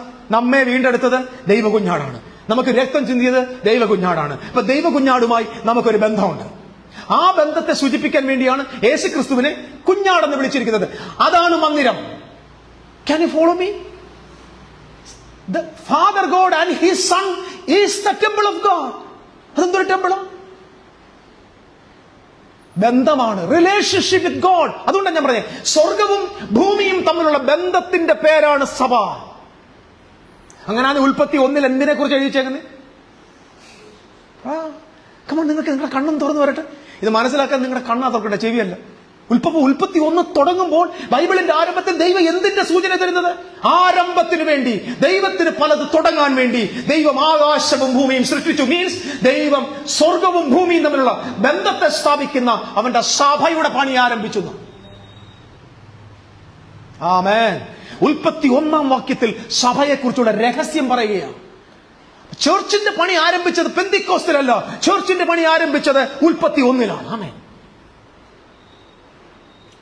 ഹല്ലേലൂയ. Price the Lord. മറ്റൊരു വാക്യം ഇവിടെ വായിച്ച്, അതേ 132 സങ്കീർത്തനത്തിന്റെ 13 14 വാക്യം കൂടെ ദയവായിട്ടൊന്ന് പെട്ടെന്ന് എടുക്കണേ. Glory to God. യഹോവ സിയോനെ തിരഞ്ഞെടുക്കുകയും അതിനെ തന്റെ വാസസ്ഥലമായി ഇച്ഛിക്കുകയും ചെയ്യുന്നു. ഇനി ഒരു മിനിറ്റ്, സിയോനെ എന്താക്കി മാറ്റിയെന്ന്? വാസസ്ഥലമാക്കിയത്. അപ്പം ദൈവം തന്ന് താമസിക്കുന്ന, ദൈവം വന്ന് വസിക്കുന്ന, ദൈവം വന്ന് റെസ്റ്റ് എടുക്കുന്ന സ്ഥലം ഏതാണ്? സിയോൻ. സിയോന് 2 അർത്ഥമുണ്ട്. ഒന്ന്, അതിന്റെ സ്പിരിച്വൽ അർത്ഥം, ദൈവം വസിക്കുന്ന ദേവാലയം. 2, അതിന്റെ ഫിസിക്കൽ അർത്ഥം, ഇസ്രായേൽ ജനതയെ വിളിക്കുന്ന പേരുണ്ട്, സിയോൻ എന്ന് വിളിക്കും. ഇസ്രായേൽ ജനത്തിന് പൊതുവെ വിളിക്കുന്ന പേര് സിയോൻ എന്നാണ്. അതേസമയം സിയോൻ എന്ന് പറഞ്ഞാൽ ദൈവം വസിക്കുന്ന ജെറുസലേമിനെ വിളിക്കും. അപ്പൊ ദൈവം വന്ന് നിവാസം ചെയ്യുന്ന, ദൈവം വന്ന് വസിക്കുന്ന, ദൈവം വന്ന് വിശ്രമിക്കുന്ന സ്ഥലത്തിന്റെ പേരെന്താണ്? സിയോൻ, ജെറുസലേം. അപ്പൊ ജെറുസലേമിന്റെ മറ്റൊരു പേരാണ് സിയോൻ. മനസ്സിലാവുന്ന ഞാൻ പറഞ്ഞു വരുന്നത്? ഓക്കെ. അപ്പൊ അവിടെ ദൈവം വന്ന് ഫിസിക്കൽ ജെറുസലേമിനെ സിയോൻ എന്ന് വിളിക്കും, ജനതയും സിയോൻ എന്ന് വിളിക്കും. ഇത് മറക്കരുത്. അപ്പം വിശുദ്ധാന്തര മന്ദിരത്തിൽ ദൈവം വസിക്കുന്നു. അവിടെ എന്തുണ്ട്? ആർക്ക് ഓഫ് ഗോഡ് ഉണ്ട്. ഞാൻ എപ്പോഴും പറയാറുണ്ട്, ഈ ആർക്ക് ഓഫ് ഗോഡ് എപ്പോഴും എന്തുമായിട്ട് ബന്ധപ്പെട്ട് കിടക്കുക? ദൈവം എന്തിനാ അതിന്റെ ഫുൾ സ്റ്റൂളില് ദൈവത്തിന്റെ പാദപീഠം ദൈവത്തിന്റെ ബലമുള്ള പെട്ടകമാക്കി മാറ്റി എന്തുകൊണ്ടാണ്? ഞാൻ നേരത്തെ പറഞ്ഞ വാക്യത്തിൽ ഒന്നുകൂടെ പറയാം, ഇത് ഇച്ചിരി ശ്രദ്ധിക്കണേ. ദൈവത്തിന്റെ ബലമുള്ള പെട്ടകം ദൈവത്തിന്റെ പാദപീഠമാണ്. ദൈവത്തിന്റെ പാദപീഠം. അപ്പം സ്വർഗം എന്റെ സിംഹാസനം, ഭൂമി എന്റെ പാദപീഠം. അപ്പം ഭൗതിക ലോകത്ത് ദൈവം തന്റെ പാദം വെച്ചിരിക്കുന്നത് ഈ ബലമുള്ള പെട്ടകത്തിന്. അവിടെ വന്നവൻ ഇറങ്ങുന്നത്. ഈ പെട്ടകത്തിന് ഒരു പ്രത്യേകതയുണ്ട്. This tabernacle, this ark of the covenant is connected with the covenant people. എങ്ങനെ കവനന്റ് ഇവിടെ കണക്ട് ചെയ്തിരിക്കുന്നത്? നിയമത്തിന്റെ 10 കൽപ്പലക ഈ പെട്ടകത്തിലുണ്ട്. ഈ പെട്ടകത്തിലിരിക്കുന്ന നിയമത്തിന്റെ 10 കൽപ്പന വിളിച്ചു പറയുന്നു, God is connected with these people through this law. New testament വന്നപ്പോ എന്തായി? ക്രിസ്തുവാണ് ആ പെട്ടകം. ആ ക്രിസ്തുവിനകത്ത് 10 കൽപ്പനയല്ല. Glory to God. ക്രിസ്തുവിനകത്ത് ജീവന്റെ ആത്മാവിന്റെ പ്രമാണമേ ഉള്ളൂ. Glory to God. 10 കൽപ്പന എന്ന് പറയുന്നത് പാപത്തിന്റെയും മരണത്തിന്റെയും പ്രമാണമാണ്. എവിടെ 10 കൽപ്പന പ്രമാണിക്കുന്നു അവിടെ പാപം ഉണ്ടാകും, മരണം ഉണ്ടാകും. ഒരു നല്ല ആമേൻ പറ. അത് ഉണ്ടാകും. നിങ്ങൾ 10 കൽപ്പന പ്രസംഗിച്ചു നോക്കും, ഓരോ കൽപ്പന ടക്ക് ടക്ക് ടക്ക് ടക്കെന്ന് പൊട്ടിക്കൊണ്ടിരിക്കും. ഉപദേശമല്ല ക്രിസ്തുവിന്റെ സഭ. ക്രിസ്തുവിന്റെ സഭയ്ക്കകത്ത് ഉപദേശമല്ല വരേണ്ടത്, ക്രിസ്തുവിന്റെ സഭയ്ക്കകത്ത് ജീവനാ വെളിപ്പെടേണ്ടത്. Gospel is not the doctrine of God. Gospel is the power of God. നിങ്ങൾ രക്ഷിക്കപ്പെട്ടത് ഉപദേശം കേട്ടിട്ടല്ല, നിങ്ങൾ രക്ഷിക്കപ്പെട്ടത് ജീവന്റെ ശക്തി വെളിപ്പെട്ടിട്ടാണ്. എപ്പോഴും ശ്രദ്ധിച്ചോണം. പാപത്തിന്റെ ശക്തി എന്തുവാ? ന്യായപ്രമാണമാണ്. പാപം പെരുകുന്നത് എന്തുകൊണ്ടാണ്? ലംഘനം പെരുകേണ്ടതിന് ന്യായപ്രമാണം കൂടെ വന്നു. എവിടെ നിയമങ്ങൾ വെളിപ്പെടുന്നോ അവിടെ ലംഘനം കൂടിക്കൊണ്ടിരിക്കും. എവിടെയാണോ നിയമത്തെ മാറ്റി ജീവൻ പ്രഘോഷിക്കപ്പെടുന്നത് അവിടെ ലംഘനങ്ങൾ സ്റ്റോപ്പ് ആകും. Glory to God. So ക്രിസ്ത്യാനിത്വത്തിന്റെ ബേസിസ് നോ ഡോക്ട്രിൻ. അപ്പൊ ഓൾഡ് കവനന്റ് പീപ്പിളുമായി ദൈവം കണക്ട് ചെയ്തിരിക്കുന്ന തെളിവ് എന്താണ്? അവർ ആരാധിക്കാൻ വരുന്നത് ഇവിടെ ദൈവത്തിന്റെ പാദപീഠത്തിലാണ്. പാദപീഠം എന്താണ്? ബലത്തിന്റെ പെട്ടകം. പെട്ടകത്തിനകത്ത് എന്തിരിക്കുന്നു? ന്യായപ്രമാണം. അപ്പൊ ഈ ന്യായപ്രമാണവുമായിട്ട് ഇവരെ ബന്ധിച്ചിരിക്കുന്നു. 2, അവിടെ അഹരോന്റെ തളുത്ത വടിയുണ്ട്. അതെന്തിനെ കാണിക്കുന്നു? പൗരോഹിത്യം, ദൈവം തെരഞ്ഞെടുത്ത പൗരോഹിത്യം. ഓൾഡ് കവനന്റ് പൗരോഹിത്യം എന്താണ്? ലേവിയ പൗരോഹിത്യമാണ്, മരിച്ചു പോകുന്ന പൗരോഹിത്യം, ഭൂമി കൊണ്ട് അവസാനിക്കുന്ന പൗരോഹിത്യം. ന്യൂ കവനന്റ് വരുമ്പോഴോ ലേവിയ പൗരോഹിത്യമല്ല, ക്രിസ്തുവിൽ എന്നേക്കും ജീവിച്ചിരിക്കുന്ന മൽക്കീസദേക്കിന്റെ ക്രമപ്രകാരമുള്ള പൗരോഹിത്യം. Come on. Glory to God. മൽക്കീസേദെക്കിന്റെ ക്രമപ്രകാരമുള്ള പൗരോഹിത്യം. ഇപ്പൊ ഓൾഡ് കവനന്റിൽ ലേവ്യ പൗരോഹിത്യം, ന്യൂ കവനന്റിൽ വരുമ്പോൾ എന്തോ ക്രിസ്തു പെട്ടകമായി വരുന്നു. എവിടെയാ പിതാവ് വന്ന് ഇറങ്ങുന്നത്? മനുഷ്യപുത്രന്റെ മേൽ ദൂതന്മാർ കയറുന്നതും ഇറങ്ങുന്നതും കാണും എന്ന് പറഞ്ഞാൽ, പഴയ നിയമത്തിൽ ദൈവം ഇറങ്ങുന്നത് അതിവിശുദ്ധ സ്ഥലത്തെ പെട്ടകത്തിന്റെ പുറത്തെങ്കിൽ, പുതിയ നിയമത്തിൽ ദൈവത്തിന്റെ ദൂതന്മാരും തമ്പുരാനും വന്ന് ഇറങ്ങുന്നത് മനുഷ്യപുത്രനായ യേശു ക്രിസ്തുവിന്റെ മേലാണ്. അതുകൊണ്ടാണ് നഹനയോട് പറഞ്ഞത്, നിങ്ങൾ ഇതിലും വലുതും കാണും. എന്ത് കാണും? സ്വർഗം തുറന്നിരിക്കുന്നതും ദൈവപുത്രന്റെ മേൽ ദൂതന്മാർ കയറുന്നതും ഇറങ്ങുന്നതും. പഴയ നിയമത്തിൽ നിങ്ങൾ കണ്ടത് അതിവിശുദ്ധ സ്ഥലത്ത് ഇറങ്ങുന്നതാ. പുതിയ നിയമത്തിൽ കാണാൻ പോകുന്നത് ക്രിസ്തുവുമായി പിതാവും ദൈവദൂതന്മാരും സ്വർഗവും ബന്ധപ്പെടുന്നതാണ്. കർത്താവിന് മഹത്വം. വേറൊരു കാര്യം ഞാൻ പറയാം. ഈ പെട്ടകം ഇരിക്കുന്ന ഇവിടെ അതിവിശുദ്ധ സ്ഥലത്താണ്. അതിന് മഹാപ്രത്യേകതയുണ്ട്. അവിടെ വേറൊരു പ്രധാന പ്രത്യേകത ഉണ്ട്. മന്നായിട്ടിരിക്കുന്ന പൊൻപാത്രം എന്ന് പറഞ്ഞാൽ, ഒരു രാത്രി കഴിയുമ്പോൾ പുഴുത്തു പോകുന്ന മന്ന നൂറ്റാണ്ടുകളായി എവിടെ ഇരിക്കുന്നു എന്ന് പറഞ്ഞാൽ, ദ്രവിച്ചു പോകുന്നതിനെ ദ്രവിക്കാതെ സൂക്ഷിക്കാനുള്ള കപ്പാസിറ്റി ഈ പെട്ടകത്തിനുണ്ട്. എന്ന് പറഞ്ഞാൽ, ഒരുവൻ ക്രിസ്തുവിലായാൽ അവന് ദ്രവീകരണം ഇല്ല. അവൻ നിത്യതയിലേക്ക് എത്തി നിത്യനായി മാറി നിത്യജീവൻ പ്രാപിച്ചിരിക്കുന്നു. ആമേൻ, ആമേൻ. നിങ്ങൾക്ക് ഇനി നിത്യജീവൻ പ്രാപിക്കണമെന്ന് പഠിപ്പിക്കുന്നവരല്ല സഭ, നിങ്ങൾ നിത്യജീവൻ ഉണ്ടെന്ന് പഠിപ്പിക്കുന്നവരാ സഭ. അവരിൽ വിശ്വസിക്കുന്നവർക്ക് നിത്യജീവൻ ഉണ്ട്. അവനിൽ വിശ്വസിക്കുന്നവൻ ഈ മന്നയായി മാറിയിരിക്കുന്നു. ദ്രവിക്കാത്ത, മരിക്കാത്ത, നശീകരണം വരുത്താത്ത, മരണത്തിന് കീഴ്പ്പെടുത്താൻ കഴിയാത്ത ഒരു കൂട്ടം ജനമായി ക്രിസ്തീയ സമൂഹം മാറി. കാരണം നിങ്ങൾ അതിവിശുദ്ധ സ്ഥലമായ മിശിക എന്ന പെട്ടകത്തിനകത്ത ഭാഗമാണ്. You are in Christ. അത് ഈ പൗലോസ് അപ്പോസ്തലന്റെ ലേഖനങ്ങൾ വായിക്കുമ്പോൾ ഈ പത്രോസ് ഒരിക്കൽ പറഞ്ഞൊരു വാചകമുണ്ട്. അങ്ങയുടെ ലേഖനം ഭയങ്കര കാട്ടിയാന്നല്ലേ, നമുക്ക് വായിച്ചാൽ മനസ്സിലാവത്തില്ല. അതുകൊണ്ട് അന്ന് ചുമ്മാതെ കളയരുത്. പൗലോസ് തന്നെ പറഞ്ഞു, എല്ലാം എഴുതിയിട്ട് പറഞ്ഞു, നിങ്ങളുടെയൊക്കെ ഹൃദയദൃഷ്ടി പ്രകാശിക്കാൻ വേണ്ടി ഞാൻ പ്രാർത്ഥിക്കുമെന്ന് പറഞ്ഞാൽ, ഞാൻ നിങ്ങളോട് സംസാരിച്ചതും നിങ്ങൾക്ക് എഴുതി തന്നതും നിങ്ങൾക്ക് മനസ്സിലാവത്തില്ല.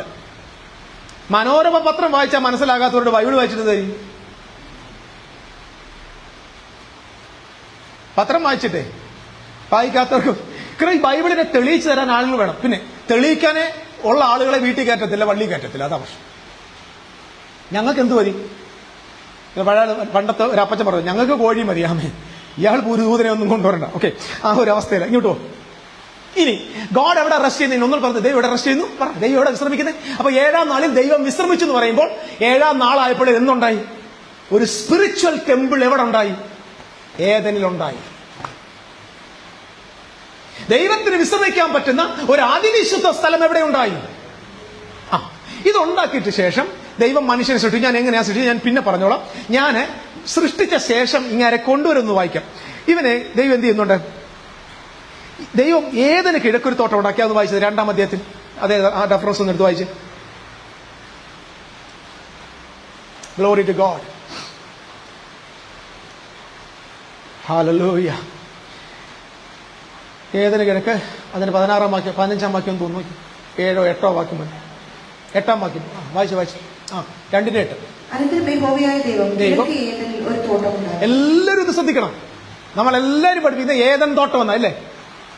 ഇസറ്റേ? പക്ഷെ നമ്മൾ ഇന്ന് രഹസ്യം പഠിപ്പിക്കാൻ പോവുക. എല്ലാവരും പറഞ്ഞ ഏദൻ തോട്ടം എന്നാ. ശരി, ഞാനും അത് ഏദൻ തന്നെ പറയുന്നത്. പക്ഷെ ദൈവം ദൈവം കിഴക്ക് ഏദനിൽ ഒരു തോട്ടമാണ്. അപ്പൊ തോട്ടത്തിന്റെ പേരാണോ ഏദൻ? ഏദന് കിഴക്കൊരു തോട്ടം ഉണ്ടാക്കി. ഏദന്റെ അപ്പൊ ഏദന്റെ കിഴക്കാണ് എന്ത് വന്നേക്കുന്നത്? തോട്ടം വന്നേക്കുന്നത്. അവനെ കൊണ്ട് പാർപ്പിച്ച എവിടെയാണ്? തോട്ടത്തിൽ. അപ്പൊ ഏദനിൽ ആര് പാർക്കും? ദൈവം ഒരു തോട്ടം ഉണ്ടാക്കിയിട്ട് അതിന് ഏദൻ തോട്ടം എന്ന് പേരിട്ടെന്നല്ല. ദൈവം കിഴക്ക് ഏദനിൽ ഒരു തോട്ടം ഉണ്ടാക്കിയത്. ഏദന്റെ കിഴക്ക് എന്തുണ്ടാക്കി? ഒരു തോട്ടം ഉണ്ടാക്കിയതാ. ഇതിലുണ്ട്. ഇതാണ് ടെമ്പിൾ. ഞാൻ ഉദാഹരണം പറയാം. കണ്ട്, ഈ ഭാഗമാണ് കിഴക്ക് ഭാഗം, ഇത് പടിഞ്ഞാറ് ഭാഗം എന്നിരിക്കട്ടെ. ദൈവം കിഴക്ക് ഏദന്റെ കിഴക്ക് ഒരു തോട്ടം ഉണ്ടാക്കിയിട്ട് ആദമിനെ എവിടെ ആക്കി? ഈ കിഴക്ക് ഭാഗത്തെ തോട്ടത്തിലാക്കി. അപ്പൊ പടിഞ്ഞാറേ ഭാഗത്തെ ആ ഭാഗം ആർക്കാ? പടിഞ്ഞാറേ ഭാഗം ദൈവം വസിക്കുന്ന സ്ഥലമാണ്. അപ്പൊ അല്ല, അതിന്റെ അർത്ഥം തന്നെ ഈ തോട്ടത്തിൽ 2 ഭാഗമുണ്ട്. മനുഷ്യൻ താമസിക്കുന്ന സ്ഥലമുണ്ട്, ദൈവം താമസിക്കുന്ന സ്ഥലമുണ്ട്. മനുഷ്യന് ദൈവത്തിന്റെ അടുക്കിലേക്ക് പോകാനുള്ള പ്രവേശനമുണ്ട്. ദൈവത്തിന് മനുഷ്യരുടെ ഇടയിൽ വന്ന് നടക്കുവാനുള്ള പ്രവേശനം പറഞ്ഞു. ഈ തോട്ടത്തിൽ പരിശുദ്ധനുണ്ട് നിശ്ചയമായി. കാലൊച്ച ഞാൻ കേട്ടില്ലേ? ഞാനത് കേൾക്കും. ഞാൻ ദൈവമേ എന്റെ പ്രസംഗം മോട്ടിച്ചിട്ട് ഇപ്പം പാടുവന്നു. ഈ തോട്ടത്തിൽ പരിശുദ്ധനുണ്ട്. അതുകൊണ്ടാണ് മനുഷ്യൻ പാപം ചെയ്തപ്പോൾ എന്ത് ചെയ്തു? ദൈവം അതിലൂടെ നടക്കുന്നുണ്ട് അല്ലേ? തോട്ടത്തിൽ നടക്കുന്നുണ്ട്. അപ്പൊ തോട്ടവും ദൈവത്തിന്റെ സാന്നിധ്യം തമ്മിൽ തുറന്നിരുന്നു. അതിവിശുദ്ധ സ്ഥലത്തേക്ക് പ്രവേശിക്കാൻ, ദൈവം വസിക്കുന്ന സ്ഥലത്തേക്ക് പ്രവേശിക്കാൻ തിരശ്ശീലയില്ല, തിരിയുന്ന കെറൂബില്ല, തടസ്സമില്ല, വാതിലില്ല. ധൈര്യമായിട്ട് കയറി വരാൻ ദൈവം ഏദനിൽ മനുഷ്യർക്ക് അവകാശം കൊടുത്തു. ദൈവം മനുഷ്യരുടെ ഇടയിൽ നടക്കാൻ വരുന്നു. ദൈവത്തോട് സംസാരിക്കാൻ മനുഷ്യൻ കയറി ചെല്ലുന്നു. അങ്ങനെ തോട്ടത്തിൽ 2 പ്രധാന ഭാഗമുണ്ട്. മറ്റൊരു സ്ഥലത്ത് വായിച്ചാൽ ഞാൻ പ്രധാനപ്പെട്ട ഒരു കാര്യം പറയാൻ പോവാം. ഇവിടെ കേരളത്തിലെ എല്ലാ ക്രൈസ്തവനും പഠിപ്പിക്കുന്നത് ലൂസിഫറിനെ കുറിച്ച് എഴുതി വെച്ചേക്കുന്നത് എവിടാന്നാ? എസെക്കിയേൽ 28 ഒന്ന് വായിച്ച് നമ്മളതൊന്ന് പൊളിക്കാൻ പോവാം. എസെക്കിയേൽ 28:12 മുതൽ സോർ രാജാവിനെ കുറിച്ച് പറഞ്ഞിരിക്കുന്നു. അതാണ് ഇത് രണ്ടാം. അതായത് ആദ്യം വായിക്കുന്നത് യെശയ്യാ 14 നമുക്ക് തൽക്കാലം അങ്ങോട്ട് പോകണ്ട. നമുക്ക് നേരെ എങ്ങോട്ട് പോയാൽ മതി? സോർ രാജാവിനെ 12 മുതൽ വായിച്ചു. എസെക്കിയേൽ പ്രവാചകനോട് തമ്പുരാൻ പറയുന്നു, മനുഷ്യപുത്ര, നീ സോർ രാജാവിനെ കുറിച്ച് ഒരു വിലാപം തുടങ്ങി അവനോട് പറയേണ്ടത് ആരരുളി ചെയ്യുന്നു? യഹോവയായ കർത്താവ് ഇപ്രകാരം അരുളി ചെയ്യുന്നു. നീ മാതൃകാമുദ്രയാകുന്നു. മൊത്തം അങ്ങ് വായിച്ചോ. ഞാൻ പിന്നെ നീ ജ്ഞാനസമ്പൂർണ്ണനും സൗന്ദര്യസമ്പൂർണ്ണനും തന്നെ. നീ ദൈവത്തിന്റെ തോട്ടമായ ഏദനിലായിരുന്നു. താമ്രമണി, പീതരത്നം, വജ്രം, പുഷ്പരാഗം, ഗോമേതകം, സൂര്യകാന്തം, നീലക്കല്ല്, മാണിക്യം, മരതകം മുതലായ സകല രത്നങ്ങളും നിന്നെ മൂടിയിരുന്നു. നിന്നെ തീർത്ത നാളിൽ നിന്നിലുള്ള തടങ്ങളുടെയും കൂടുകളുടെയും പണി പൊന്നുകൊണ്ടുള്ളതായിരുന്നു. നീ ചിറക് വിടർത്തി മറയ്ക്കുന്ന കിരൂപ് ആകുന്നു. ഞാൻ നിന്നെ വിശുദ്ധ വേദ പർവ്വതത്തിൽ ഇരുത്തിയിരുന്നു. നിന്നെ എവിടെ ഇരുത്തിയിരുന്നു? വിശുദ്ധ ദേവ പർവ്വതത്തിൽ. അതിന് തൊട്ട് താഴെ വെച്ചു. നീ അഗ്നിമയ രേഖകളുടെ മധ്യം സഞ്ചരിച്ചു പോകുന്നു. നിന്നെ സൃഷ്ടിച്ച നാൾ മുതൽ നിങ്ങൾ നീതികേട് കണ്ടതുവരെ നീ നടപ്പിൽ നിഷ്കളങ്കനായിരുന്നു. നിന്റെ വ്യാപാരത്തിന്റെ പെരുപ്പം നിമിത്തം നിന്റെ അന്തർഭാഗം സാഹസം കൊണ്ട് നിറഞ്ഞു. നീ പാപം ചെയ്തു. അതുകൊണ്ട് ഞാൻ നിന്നെ അശുദ്ധനെന്ന നീ ദേവപർവ്വതത്തിൽ നിന്ന് തള്ളിക്കളഞ്ഞു. ഏത് പർവ്വതത്തിൽ നിന്ന് തള്ളിക്കളഞ്ഞു? മറയ്ക്കുന്ന കിരൂബേ, ഞാൻ നിന്നെ അഗ്നിമയ രഥങ്ങളുടെ മധ്യം നിന്ന് മുടിച്ചു കളഞ്ഞു. നിന്റെ സൗന്ദര്യ നിമിത്തം നിന്റെ ഹൃദയം ഗർവിച്ചു. നിന്റെ പ്രഭ നിമിത്തം നീ നിന്റെ ജ്ഞാനത്തെ വശമാക്കി. മതി. ദൈവപർവ്വതമായി ഏദനിലായിരുന്നു ഒരു വാക്യമില്ലേ? അത് വായിച്ചു ഭാഗമുണ്ടോ? 13 വാക്യം. ദൈവത്തിന്റെ തോട്ടമായി ഏദനിലായിരുന്നു. ദൈവത്തിന്റെ തോട്ടമാ? ദൈവത്തിന്റെ തോട്ടത്തിൽ ദൈവം സൃഷ്ടിച്ച ആരെയാ? ആദാമിനെ. നമ്മൾ പഠിപ്പിച്ചു വെച്ചേക്കുന്നത് ആദാമ് വരുന്നതിന് മുമ്പ് അവിടെ ആര് വന്ന്? ലൂസിഫർ വന്നെന്ന. അങ്ങേര് പാപം ചെയ്ത് അങ്ങേരെ വെട്ടി താഴെ ഇട്ട് പുറത്ത് കളഞ്ഞു. അങ്ങനെ വലിയൊരു കഥ, ഇതിഹാസം പോകുന്നുണ്ട്. തൽക്കാലം നമുക്ക് അങ്ങോട്ട് പോകണം. ഞാനിത് പറയുന്നത് ദൈവം ആദ്യമായി സൃഷ്ടിച്ച മനുഷ്യന്റെ മഹത്വമാണ് ഇവിടെ എഴുതി വെച്ചിരിക്കുന്നത്. ദൈവം പെർഫെക്റ്റ് ആയിട്ട് സൃഷ്ടിച്ച ആദാമിന്റെ മഹത്വമാണ് എഴുതി വെച്ചിരിക്കുന്നത്. അതിന് ഡിസ്ക്രിപ്ഷൻ കൊടുത്തേക്കാം. മാത്രമല്ല, മഹാപുരോഹിതന്റെ മാർപ്പതക്കത്തിലിരിക്കുന്ന രത്നങ്ങളും എവിടെയുണ്ട്? ഇവനെ അണിയിച്ചിരുന്നു. ഇവന്റെ വസ്ത്രത്തിലുണ്ട്. ഞാൻ ശ്രദ്ധയോടെ കേട്ടോ. ഇങ്ങനെ മാർപ്പതക്കവും രത്നങ്ങളും അണിഞ്ഞിരിക്കുന്ന പുരോഹിതൻ ആരാണ്? സാധാ പുരോഹിതനാണോ? അല്ല, മഹാപുരോഹിതൻ. അപ്പം ഏദൻ തോട്ടത്തിൽ ആദമ് അതിവിശുദ്ധ ശുശ്രൂഷ ചെയ്യുന്ന മഹാപുരോഹിതനാണ്. കർത്താവ് അനുവദിക്കുന്നെങ്കിൽ അടുത്ത ആഴ്ച അങ്ങേരുടെ 2 മക്കൾ, ഒരുത്തൻ പ്രവാചകനാണ്, മറ്റൊരുത്തൻ പുരോഹിതനാണെന്ന് ഞാൻ പഠിപ്പിക്കും. അടുത്ത ആഴ്ച പറയാം. കായൻ എന്ന് പറയുന്നവൻ പ്രവാചകനും പുരോഹിതനും, ആബേൽ എന്ന് പറഞ്ഞ ആൾ പ്രവാചകനുമാണ്. കേരളത്തിൽ ആദ്യമായിട്ടാണ് ഇത് ബ്രോഡ്കാസ്റ്റ് ചെയ്യുന്നത്. എന്തൊക്കെ വരുമെന്ന് ദൈവത്തിനറിയാം. ഇനി എന്നെ വന്നാലും കുഴപ്പമില്ല, ഭൂകമ്പം വന്നാലും പ്രശ്നമില്ല. തിന്നാൻ കഴിയുന്നവർ തിന്നോട്ടെ. ഓൺലൈനിൽ ഇത് കേൾക്കുന്നവർക്ക് സ്തോത്രം. ഓക്കെ, ഇത് ഞാൻ പറയാം. അതായത് സോർ രാജാവ് ഭയങ്കരമായ വ്യാപാരം ചെയ്ത് ഒരുപാട് സമ്പാദിച്ച് ഇയാള് എല്ലാം തികഞ്ഞവനാണെന്ന നിലയിൽ അഹങ്കരിച്ച് ദൈവത്തോട് മറുതലിക്കുന്ന ഒരു കാലം. ഇവനെ ന്യായം വിധിക്കാൻ പോവുക. Price the Lord. അപ്പൊ ഇയാള് ആരുമായിട്ടാണ് ഉപമിച്ച് സംസാരിക്കുന്നത്? എടാ, നീ മുദ്രയായിരുന്നു. മാതൃകാമുദ്ര എന്ന് പറഞ്ഞാൽ എന്താ? നീ ഒരു മോഡലായിരുന്നു. You are great. നിനക്ക് അതായത് ദൈവത്തിന്റെ സൃഷ്ടിയിലെ ഏറ്റവും വലിയ മഹത്വമായിരുന്നു ഏദൻ തോട്ടത്തിൽ സൃഷ്ടിക്കപ്പെടാനോ. സകലവിധമായ രത്നങ്ങൾ അണിഞ്ഞ. അപ്പൊ ഈ ആൾ വരും ചിറകുമായിട്ട് എന്താന്ന് ചോദിക്കൂല്ലേ? ആ ചിറക് എന്താണ്? ചിറക് എന്താന്ന് എന്തുവന്ന് കോഴിയുടെ ചിറക് നോക്കി എനിക്കറിയത്തില്ല. ചിറകെന്ന് പറഞ്ഞ എന്ത്? സത്യത്തിൽ അവിടെ എഴുതിയിരിക്കുന്നത് ചിറക് പിടിക്കുന്ന കെറൂബ് എന്നാ. മെംഷാക്ക്, നീ അനോയിന്റഡ് എന്നാ. അനോയിന്റഡ് കെറൂബ് നോക്കിയ മെംഷാക്ക് അനോയിന്റഡ് എന്നാ. മെംഷാക്ക് അനോയിന്റിങ്. മെംഷാക്ക് അനോയിന്റിങ് എന്ന് പറഞ്ഞാൽ ദ അനോയിന്റിങ് ദാറ്റ് എക്സ്പാൻഡ് എന്ന് പറഞ്ഞാൽ ലോകം മുഴുവൻ എക്സ്പാൻഡ് ചെയ്യാനുള്ള ദൈവാത്മാവ് നിന്റെ മേൽ ഉണ്ടായിരുന്നത്. You are a high priest, you are the model, you are created by God. നിന്നെ പോലെ ഒരുത്തൻ ഭൂമി ഉണ്ടായിട്ടില്ല. അത്ര ശ്രേഷ്ഠനായിരുന്നു. ദൈവപുത്രനെ പോലെയാണ് നിന്നെ സൃഷ്ടിച്ചത്. ആ ഒരു മോഡലിനെ അനുകരിച്ച് സമ്പത്ത് കൊണ്ട് അഹങ്കരിച്ച സോർ രാജാവിനെ കുറിച്ച് ഒരു വിലാപം ചൊല്ലുകയായി. ഗ്രഹിക്കാൻ പറ്റിയവർക്കായി സ്തോത്രം. അപ്പൊ എസെക്കിയേൽ 28 അവിടെ ലൂസിഫറിനെ കുറിച്ചോ സാത്താനെ കുറിച്ചോ അല്ല പ്രിയപ്പെട്ടവരെ പറഞ്ഞേക്കുന്നത്. ഓക്കെ, അത്ര ഞാൻ പറയുന്നു. ആ ഭാഗം വിടുക. ഓക്കെ, ഇനി നമ്മൾ നേരെ തിരിച്ചു വരിക. ദൈവം മനുഷ്യനെ സൃഷ്ടിച്ചു. അപ്പൊ ദൈവം വിശ്രമിക്കുന്നത് എവിടെ? വിശ്രമിക്കുന്നത് ദേവാലയത്തിൽ. അവിടെ ശുശ്രൂഷിക്കുന്നവൻ ആരാണ്? മഹാപുരോഹിതൻ. ആ മഹാപുരോഹിതൻ ആരാണ്? മഹാപുരോഹിതൻ ആരാണ്? ആദമാണ്. കാരണം he can go to the most holy place. ദൈവത്തിന്റെ അടുക്ക കയറി പർവ്വതമായ ദൈവപർവ്വതത്തിലിരുന്നു. ദൈവത്തോട് കൂടെ താമസിക്കുന്നവനായിരുന്നു. You get the sense. അതിന് പകരം ഏതൊരു ദൂതനാണ് അയാളെ വെട്ടിയിട്ടെന്ന് പറഞ്ഞതിനേക്കാൾ എന്ത് നല്ലതാ. It's a beginning. മനുഷ്യനെ കുറിച്ച് സംസാരിക്കും. Talking about Adam. He was in the mountain of Eden. അപ്പൊ ഞാൻ പറഞ്ഞത് ആ ഏദൻ തോട്ടത്തിലെ പടിഞ്ഞാറേ ഭാഗം എന്തായിരുന്നു? ദൈവം വസിക്കുന്ന സ്ഥലം. കിഴക്ക് ഭാഗത്ത് എന്ത് ചെയ്തു? ഒരു തോട്ടം ഉണ്ടാക്കി അവൻ താമസം. ഇത് നിങ്ങളുടെ മൈൻഡിൽ വെക്കണം. യെരൂശലേം ദേവാലയം എങ്ങനെ? യെരൂശലേം ദേവാലയത്തിന്റെ വാതിൽ എങ്ങനെ? കിഴക്ക് ഭാഗത്ത് വാതിൽ. എങ്ങോട്ട് കയറാം? പടിഞ്ഞാറോട്ട് പോയാൽ വിശുദ്ധ സ്ഥലം, കുറച്ചുകൂടെ പടിഞ്ഞാറ് പോയാൽ അതിവിശുദ്ധ സ്ഥലം. മനുഷ്യനെ ഇറക്കി വിട്ടത് എങ്ങോട്ടാ? കിഴക്കോട്ട് എഴുന്നേറ്റ്. തിരിഞ്ഞു വരുന്നത് എങ്ങോട്ടാ? അതുകൊണ്ട് ബൈബിൾ വായിക്കുമ്പോൾ എവിടെയെല്ലാം മനുഷ്യൻ ദൈവത്തെ വിട്ട് ഇറങ്ങി പോകുന്നോ ആ പോക്കിന് ബൈബിൾ വിളിക്കുന്ന പേര് കിഴക്കോട്ട് പോയെന്നാണ്. ലോത്ത് കിഴക്കോട്ട് പോയി. ശിനാർ സമഭൂമിയിലെ ഒരു കൂട്ടം ജനങ്ങൾ കിഴക്കോട്ട് പോയി. ആരെല്ലാം ദൈവത്തെ മറുതലിച്ചു പോകുന്നോ ആ പോകുന്ന പോക്കിന്റെ പേരെന്താണ്? കിഴക്കോട്ട് പോവുക.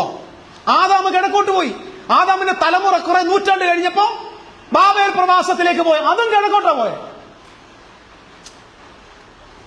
കിഴക്കും തെടക്കും. ഏറ്റവും കൂടുതൽ കിഴക്ക് തെക്ക് വടക്ക് നമ്മൾ കേൾക്കുന്നത് ആലപ്പുഴ ചെല്ലുമ്പോഴാണ്. കറങ്ങിപ്പോവും. വല്ല മീറ്ററും വെച്ചോണ്ട് പോണേ ഏതാടാ കിടക്കുന്നത്. ഇത് നേരെ പടിഞ്ഞാറോട്ട് വിട്ടോളാൻ പറയും. സൂര്യനില്ലെങ്കിൽ അവസ്ഥ പറ.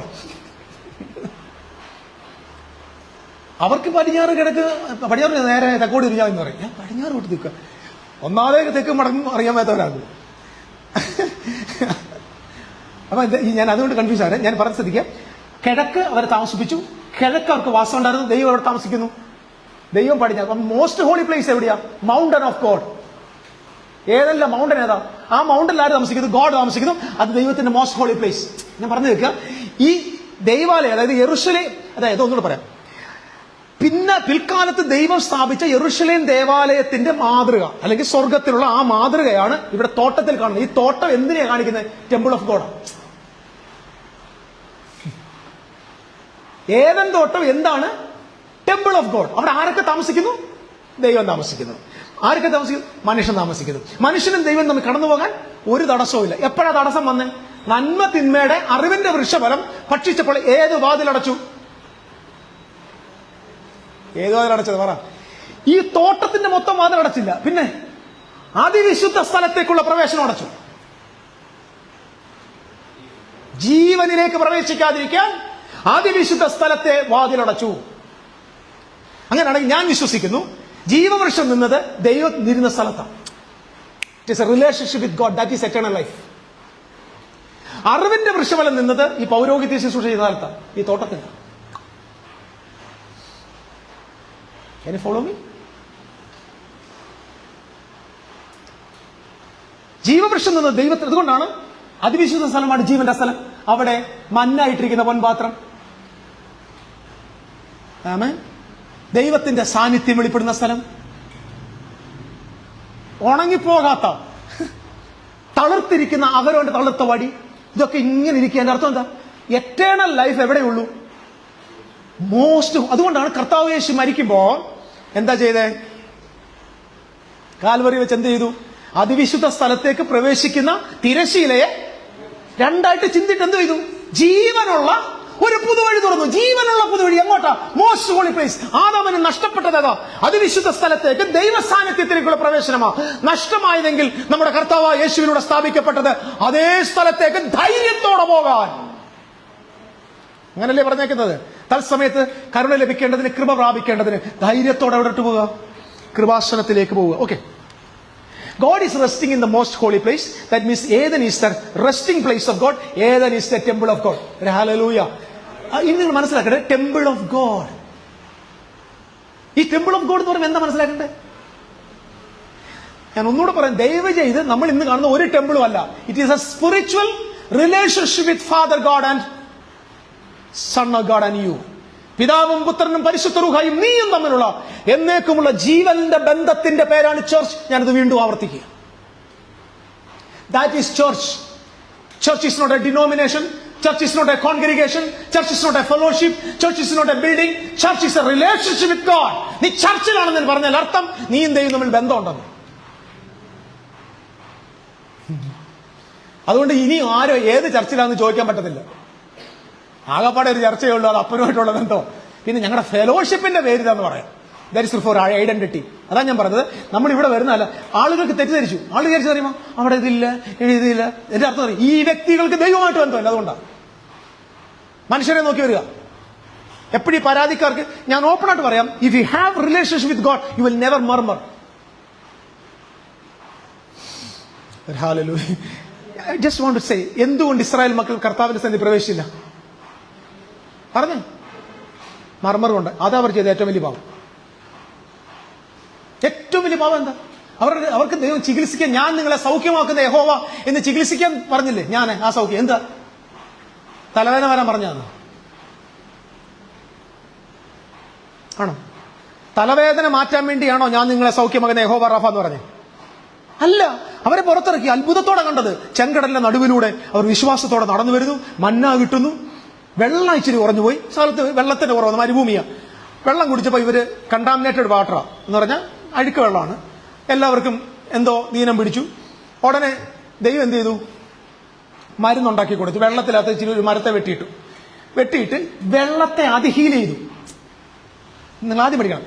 വെള്ളത്തെ ഹീൽ ചെയ്തിട്ട് പറയാണ്, വെള്ളത്തെ, അതായത് നിങ്ങളുടെ സാഹചര്യം മാറ്റാൻ ക്രൂശ് മതി. മരം ക്രിസ്തുവിന്റെ കുരിശ്. എടാ, കുരിശൊന്ന് അപ്ലൈ ചെയ്താൽ നിന്റെ ദാരിദ്ര്യവും ശാപവും എല്ലാം അങ്ങ് മാറിക്കോളും. ഭൗതിക വിഷയം മാറി. പക്ഷെ നീ മാറണമെങ്കിൽ ഞാൻ നിന്റെ സൗഖ്യദാനായിട്ട് വരണം. പക്ഷെ മനസ്സിലാകുന്നുണ്ടോ? ഞാൻ നിന്നെ സൗഖ്യമാക്കുന്ന യഹോവയുടെ അർത്ഥം എന്താ? അതായത് നിങ്ങൾ എന്റെ വിധികളും പ്രമാണങ്ങളും ഒക്കെ അനുസരിക്കാമെങ്കിൽ മിസ്രീമിയർക്ക് വരുത്തിയ ഒരു ബാധയും, മിസ്രീമിയർക്ക് വരുത്തിയ ബാധ ഏതാ? എല്ലാം നിങ്ങളെ പഠിപ്പിക്കണം. 10 ബാധയുണ്ടല്ലേ? ആദ്യത്തെ ബാധ വെള്ളത്തെ രക്തമാക്കി. അതുകൊണ്ട് അവർക്ക് എന്തുണ്ടായി? നമ്മുടെ നാട്ടിലെ രക്തം മുഴുവൻ വെള്ള. ദാഹം വന്നില്ലേ? അപ്പൊ മിസ്രീമരുടെ ബാധ എന്താ? നമ്പർ 1 ദാഹം. നമ്മൾ ചെയ്യുന്നത് മിസ്രീമരുടെ ബാധ പക്ഷപാതം, ക്യാൻസർ, ഇങ്ങനെ നമ്മൾ പഠിപ്പിച്ചു വെച്ചിരിക്കുന്നത്. മിസ്രീമർക്ക് വന്ന ദാഹം, ഭയം, പെറുവെറുപ്പ്, ഇരുട്ടത്ത് കുത്തിയിരുന്നുള്ള അവസ്ഥ പറ. കൂരിരുട്ട്. തലയിൽ നല്ല സാധനം വന്ന് വീഴ, ഐസ് കട്ട വന്ന് വീഴുക. അവസാനം മരണം സംഭവിച്ചു. അപ്പം ഈ പേൻ വന്ന എന്ത് ചെയ്യും? ചൊറിച്ചിൽ. അതപ്പം മിസ്രീമയുടെ വാദം ഏതാണ്? ചൊറിച്ചിൽ. തവള നിന്റെ പുറത്ത് കയറി ഇരിക്കും. താങ്ക് യു തവള, ഇരുന്നോളാൻ പറയൂ. അപ്പൊ മിസ്രീമരുടെ വാദം വരത്തില്ല പറഞ്ഞ എന്താ? ഇത് മുഴുവൻ നിങ്ങളെ മെന്റൽ സ്ട്രെസ് ആണ്. മനസ്സിലാക്കേ? It's true. Can you follow me? മിസ്രീമരുടെ 10 ബാധയും മെന്റൽ സ്ട്രെസ്. അവസാനത്തെ സ്ട്രെസ് എന്തുവാ? സ്വന്തം മകൻ നഷ്ടപ്പെട്ടു പോവാ. പിറുപിറുപ്പ്, ഭയം, അസ്വസ്ഥതകൾ. ഇത് മാത്രം. ഇതാ മിസ്രീമരുടെ ഭാവം. ഞാൻ നിങ്ങളെ, ഈ മിസ്രീമരുടെ ഭാവം നിങ്ങൾക്ക് വരുത്തത്തില്ല. ഞാൻ നിങ്ങളെ സൗഖ്യമാക്കുന്ന, അതിന്റെ അർത്ഥം എന്തുവാ? നിങ്ങളുടെ പച്ചവെള്ളത്തെ മധുരമാക്കി മാറ്റാൻ ഞാൻ കാട്ടിത്തരുന്ന വൃക്ഷം മതി. That is the work of the cross.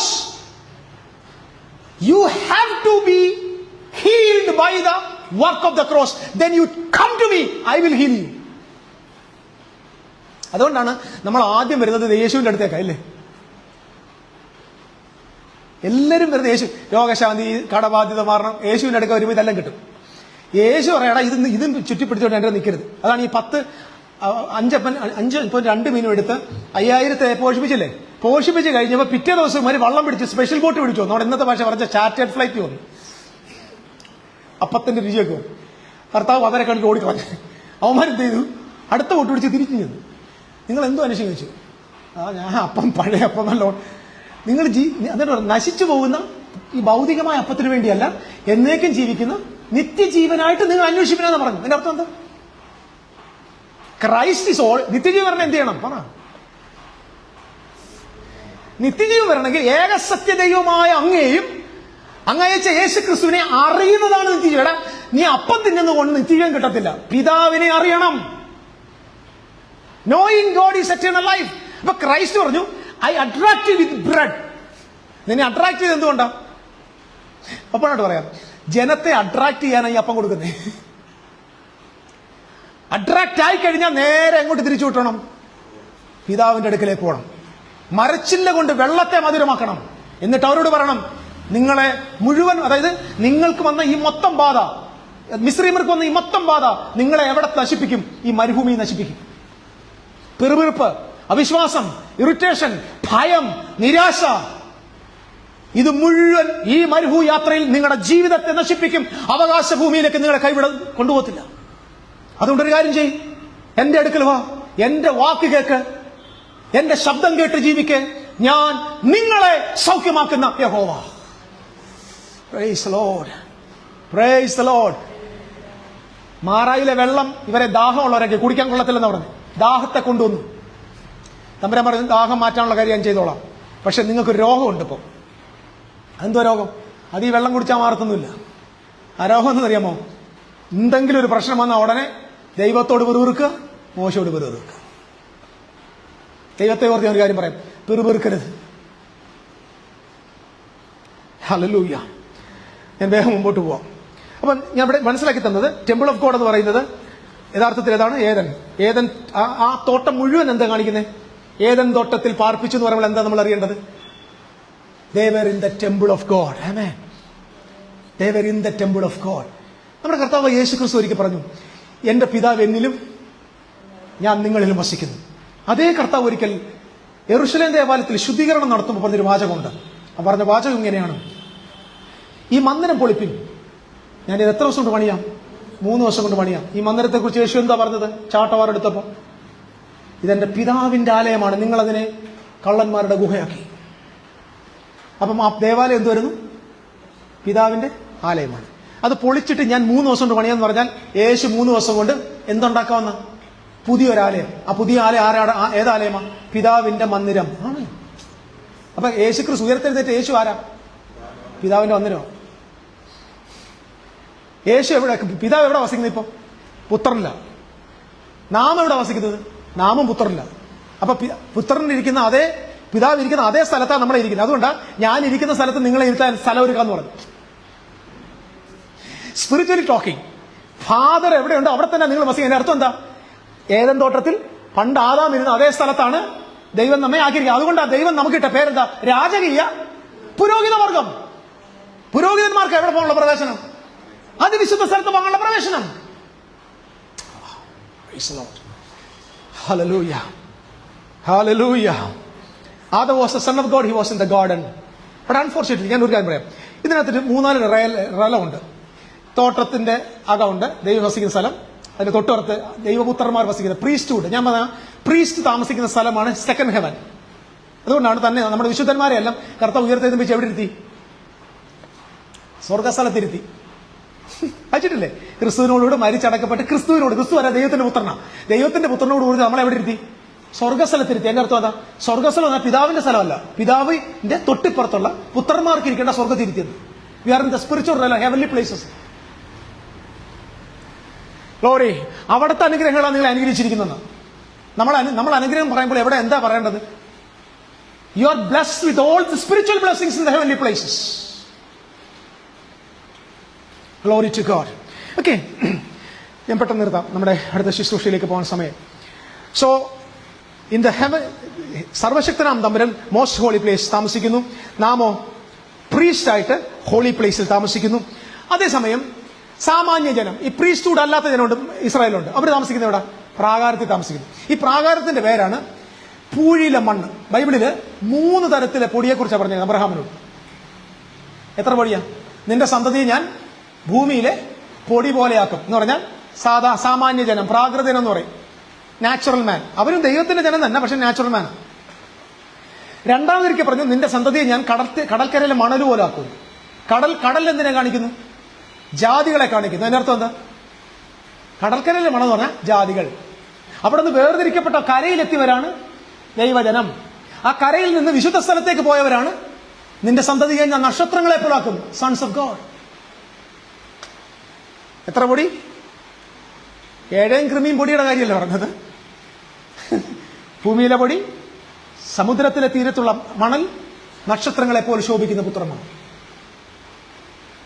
So ഈ ക്രമത്തിൽ, അതുകൊണ്ടാണ് പൗലോസ് അപ്പോസ്തലൻ കൊരിന്ത്യർക്ക് ലേഖനം എഴുതി പറഞ്ഞൊരു വാചകമുണ്ട്, ഞാൻ നിങ്ങളോട് ആത്മീയരോടെന്നല്ല സംസാരിക്കുന്നത്, ജഡികന്മാരോടെന്നല്ല സംസാരിക്കുന്നത്, ശിശുക്കൾ എന്നാൽ. ഇപ്പൊ ഈ ശിശുക്കളുടെ സ്ഥാനം ഏതാ? അല്ല, സമുദ്രത്തിന് വേണ്ട, കരയല്ല, പൊടിയാ. ശിശുക്കൾ പൊടിയാ. ബൈബിൾ പറഞ്ഞാൽ മനസ്സിലാവത്തില്ല, പാലും കൂടി ജീവിക്കും. Most of the Christians R ശിശുക്കൾ, നെപ്പിയോസ്. കട്ടിയുള്ള ആഹാരം കൊടുക്കാൻ പറ്റുമോ? തുപ്പിക്കളയും. നമ്മുടെ മുഖത്തന്നെ തുപ്പും. അവന് ഫാരക്സ്, ഹോർലിക്സ്, പാലുപ്പി, നെപ്പിളുപ്പി, അവനെന്നും ഡാപ്പർ മാറി കൊടുക്കണം. കഴിഞ്ഞ ആഴ്ച പാസ്റ്റർ എന്നെ വിളിച്ചില്ലെന്ന്, മനസ്സില്ല വിളിക്കാൻ. ഞാൻ അതുകൊണ്ട് ഇന്ന് വരുന്നില്ലെന്ന്. ഡയപ്പർ ഇട്ട കേസാ, വീട്ടിൽ പോയി ഡയപ്പർ മാറ്റാൻ പോണം. That doesn't mean that pastor is not related with the church. No. Church should grow up. ഇയാൾ വന്നാലും വന്നില്ലേലും വിളിച്ചില്ല, ഞാൻ ദൈവത്തിന്റെ രാജ്യത്തിന്റെ ആളാണ്. അതാണ് നമുക്ക് വേണ്ട ഒരു ധിക്കാരം. I'm a part of the fellowship, I'm a part of the church. ഞാൻ യേശുവിന്റെ രാജ്യത്തിന്റെ ആളാണ്. I'm committed to God, not to the pastor. ഞാനിപ്പോൾ പറയുന്നത്, don't connect with me, connect with God. ദൈവവുമായിട്ട് ബന്ധം വേണം. ദൈവമാണ് നിങ്ങളുടെതല്ല. ഉപദേശി വെറും വഴികാട്ടിയാ. ഞാൻ ചോദിക്കുന്നത്, ഹോട്ടലിൽ ബില്ലടയ്ക്കുന്ന അതേ ഹോട്ടലിൽ പോയി നിങ്ങൾ ഫുഡ് കഴിക്കുമ്പോൾ ആരാ ഇത് കൊണ്ടുതരുന്നത്? സ്റ്റുവേർഡ്സ്, അവിടുത്തെ വെയിറ്റേഴ്സ് അല്ലേ കൊണ്ടുവരുന്നത്. വെയിറ്റേഴ്സ് കൊണ്ട് തരുമ്പോൾ വെയിറ്റേഴ്സ് ആണോ വലിയ പുള്ളി? അപ്രീഷിയേറ്റ് ചെയ്യുന്ന ആരോട് പറയും? താങ്ക് യു ഇവനോട് പറയും. നല്ല ഫുഡാന്ന് ആരോട് പറയും? നല്ല ഫുഡ് ആണെങ്കിൽ ആരോട് പറയും? അതിന്റെ ഉടമസ്ഥനോട് പറയും, സാർ നല്ല ഫുഡായിരുന്നു കേട്ടോ, പിന്നെ നിങ്ങളുടെ ഹോസ്പിറ്റാലിറ്റിയും കൊള്ളാം, വെയിറ്റർ മാന്യനായിരുന്നു, 10 രൂപ ഞങ്ങൾ കൊടുത്തിട്ടുണ്ട് സോദരം. ഇത്രേ ഉള്ളൂ. ഒരു മാൻ ഓഫ് ഗോഡ് അത്രേ, അല്ലാതെ മാൻ ഓഫ് മാനേജർ അല്ല. ഇന്ന് സംഭവിച്ചതറിയോ? Pastor is the manager of the church. All the customers are connected with pastors. തെറ്റ്. You are connected to God. നിങ്ങൾക്ക് ഉത്തരവാദിത്വം ആരോടാ? നടുന്നവനും നനയ്ക്കുന്നവനും ഏതുമില്ല, വളരുമാറാക്കുന്ന ദൈവമാണ്. കാരണം ദൈവമാണ് നിങ്ങളെ വളർത്തുന്നത്. നിങ്ങളെ ദൈവത്തോട് അടുപ്പിക്കുന്ന ജോലി മാത്രമാണ് നമ്മൾ ചെയ്യുന്നത്. ദയവായിട്ട് ആ ഭാഗത്ത് ഞാൻ വിടുക. കുറേ കാര്യങ്ങളായിട്ടുണ്ട്, എല്ലാം പറയാൻ സമയമൊന്നുമില്ല. കർത്താവ് യേശു ക്രിസ്തുവിനെ പിൽക്കാലത്ത് ദൈവം കൊണ്ടുവന്നു. ഞാൻ അങ്ങ് അവസാനിപ്പിക്കുക. ദൈവത്തിന്റെ പർവ്വതമായ ഏദനിൽ ദൈവമായിരുന്നു. ഏദൻ തോട്ടം ദൈവത്തിന്റെ ടെമ്പിളായിരുന്നു. ഇതൊരു സ്പിരിച്വൽ ടെമ്പിളാണ്. പക്ഷെ അതേസമയം ഇതെന്തോ ഒരു തോട്ടമാണ്. ദൈവം തോട്ടത്തിൽ നടക്കുക അല്ലേ? നമുക്ക് വേണമെങ്കിൽ തോട്ടത്തിൽ നടക്കുന്ന ആളിന്റെ പേരെന്താ പറഞ്ഞോ? തോട്ടക്കാരൻ. യേശു ഉയർത്തെഴുന്നേറ്റ് കഴിഞ്ഞപ്പോ യേശു ക്രിസ്തുവിനെ ഒരു സ്ത്രീ ആദ്യം അഭിസംബോധന ചെയ്യുന്ന ഫാസ്റ്റ് പോകുന്നല്ല, തോട്ടക്കാരൻ. തോട്ടക്കാരൻ നിരൂപിച്ചു. അതിന്റെ അർത്ഥം എന്താ? പണ്ടത്തെ തോട്ടത്തെ പുനഃസ്ഥാപിക്കാൻ ആൾ വന്നു. നഷ്ടപ്പെട്ട ആലയത്തെ പുനഃസ്ഥാപിക്കാൻ ആൾ വന്നു. കല്ലുകൊണ്ട് നിർമ്മിതമായ സ്വർണ്ണഗോപുരമല്ല, ആത്മീയ ആലയത്തിന്റെ പണിയാൻ ആള് 3-ാം നാളിൽ ഉയർത്തെഴുന്നേറ്റു. തോട്ടക്കാരൻ. അങ്ങ് അപ്പുറത്തോട്ട് വാ. തോട്ടത്തെ നഗരമായി കാണുന്നു, പക്ഷെ നഗരമല്ല, അവിടെയും നദി. നദിയുടെ ഇരുകരയിൽ എന്തുണ്ട്? ജീവന്റെ വൃക്ഷവും നദിയും എവിടെയുണ്ട്? ഏദനിലുണ്ട്. ദൈവം എന്ത് പുനഃസ്ഥാപിച്ചു? നിങ്ങൾ ഞാൻ ഇരിക്കുന്നത് സ്വർഗത്തിലെ തോട്ടത്തിൽ. ആമേൻ. നമ്മുടെ കർത്താവ് നമ്മുടെ നാളിൽ നടകൊള്ളുന്നുണ്ട്. വിശ്വസിക്കുന്നവർക്കായി സ്തോത്രം. യേശു ഒരിക്കൽ പറഞ്ഞൊരു വാചകമുണ്ട്, പൗലോസ് പറഞ്ഞൊരു വാചകമുണ്ട്, ഞാൻ അവർക്ക് ദൈവമായിരിക്കും, അവർ എനിക്ക് ജനമായിരിക്കും, ഞാൻ അവരുടെ നടുവിൽ നടക്കും. നമ്മുടെ സാന്നിധ്യത്തിൽ നമ്മുടെ നടുവിൽ യേശു നടക്കുന്നുണ്ട്. ഏദനിൽ നടന്നവൻ നമ്മുടെ നടുവിലൂടെ നടക്കുന്നുണ്ട്. അതിന് മറ്റൊരു വാക്കുണ്ട്, ഞാൻ അവരുടെ നടുവിൽ നടക്കും എന്നതിന് മറ്റൊരു വാക്കുണ്ട്, പെരുമ്പുലേറ്റ് ചെയ്യുന്നുണ്ട്. പെരുമ്പുലേറ്റ് ചെയ്യുക. പെരുമ്പുലേറ്റ് ചെയ്യുന്ന പറഞ്ഞാൽ എന്താ? നമ്മുടെ അകത്ത് നടക്കുക. നമ്മുടെ അകത്ത് നടക്കുക. അകത്ത് വസിക്കുന്നതിന് അകത്ത് നടന്നുകൊണ്ടിരിക്കുക. എന്തിനർത്ഥം? ഈ പെരുമ്പുലേറ്റ് ചെയ്യുന്ന വാക്കിന് റിയൽ അർത്ഥം, ഈ പട്ടാളക്കാര് അവരുടെ ഫെൻസ് ഉണ്ട്, അവരുടെ ഫെൻസിന്റെ ഈ അതിലൂടെ ഇങ്ങനെ നടക്കുക. എവിടെയെങ്കിലും കള്ളന്മാർ ഓട്ടം ഇട്ടിട്ടുണ്ടോ, നുഴഞ്ഞു കയറുന്നുണ്ടോ എന്നറിയാൻ. അപ്പൊ ഓരോ വിശുദ്ധന്റെ അകത്ത് മഹാദൈവം പെരുമ്പുലേറ്റ് ചെയ്യുക. എന്തിനാ? തിന്മ അകത്ത് വരാതിരിക്കാൻ, അശുദ്ധി അകത്ത് വരാതിരിക്കാൻ, രോഗം അകത്ത് വരാതിരിക്കാൻ, നിന്റെ അവിശ്വാസം അകത്ത് വരാതിരിക്കാൻ, നീ നശിച്ചു പോകാതിരിക്കാൻ, നിന്റെ ജീവിതത്തിൽ നിരാശ വരാതിരിക്കാൻ, നിന്നെ തളർത്തിക്കളയാതിരിക്കാൻ, ഒരു തിന്മയും നിന്റെ അകത്ത് പ്രവേശിക്കാതിരിക്കാൻ ഒരുവൻ നിന്റെ അകത്ത് നടക്കുകയാണ്. നീയും ദൈവത്തിന്റെ തോട്ടമാണ്. അവൻ നീയും ദൈവത്തിന്റെ തോട്ടമാണ്. നീ ദൈവത്തിന്റെ ആലയമാണ്. Praise lord. God dwells in you, is perambulating in you, is walking in you. ഒരു നിമിഷം നമുക്ക് ദൈവസന്നിധിയിൽ പ്രാർത്ഥിക്കും. We'll continue this subject on the next week. ദൈവത്തിന്റെ പരിശുദ്ധാത്മാവ് നമ്മളെ തന്റെ മഹത്വത്താൽ നിറയ്ക്കട്ടെ. Hallelujah. Glory to God. Hallelujah.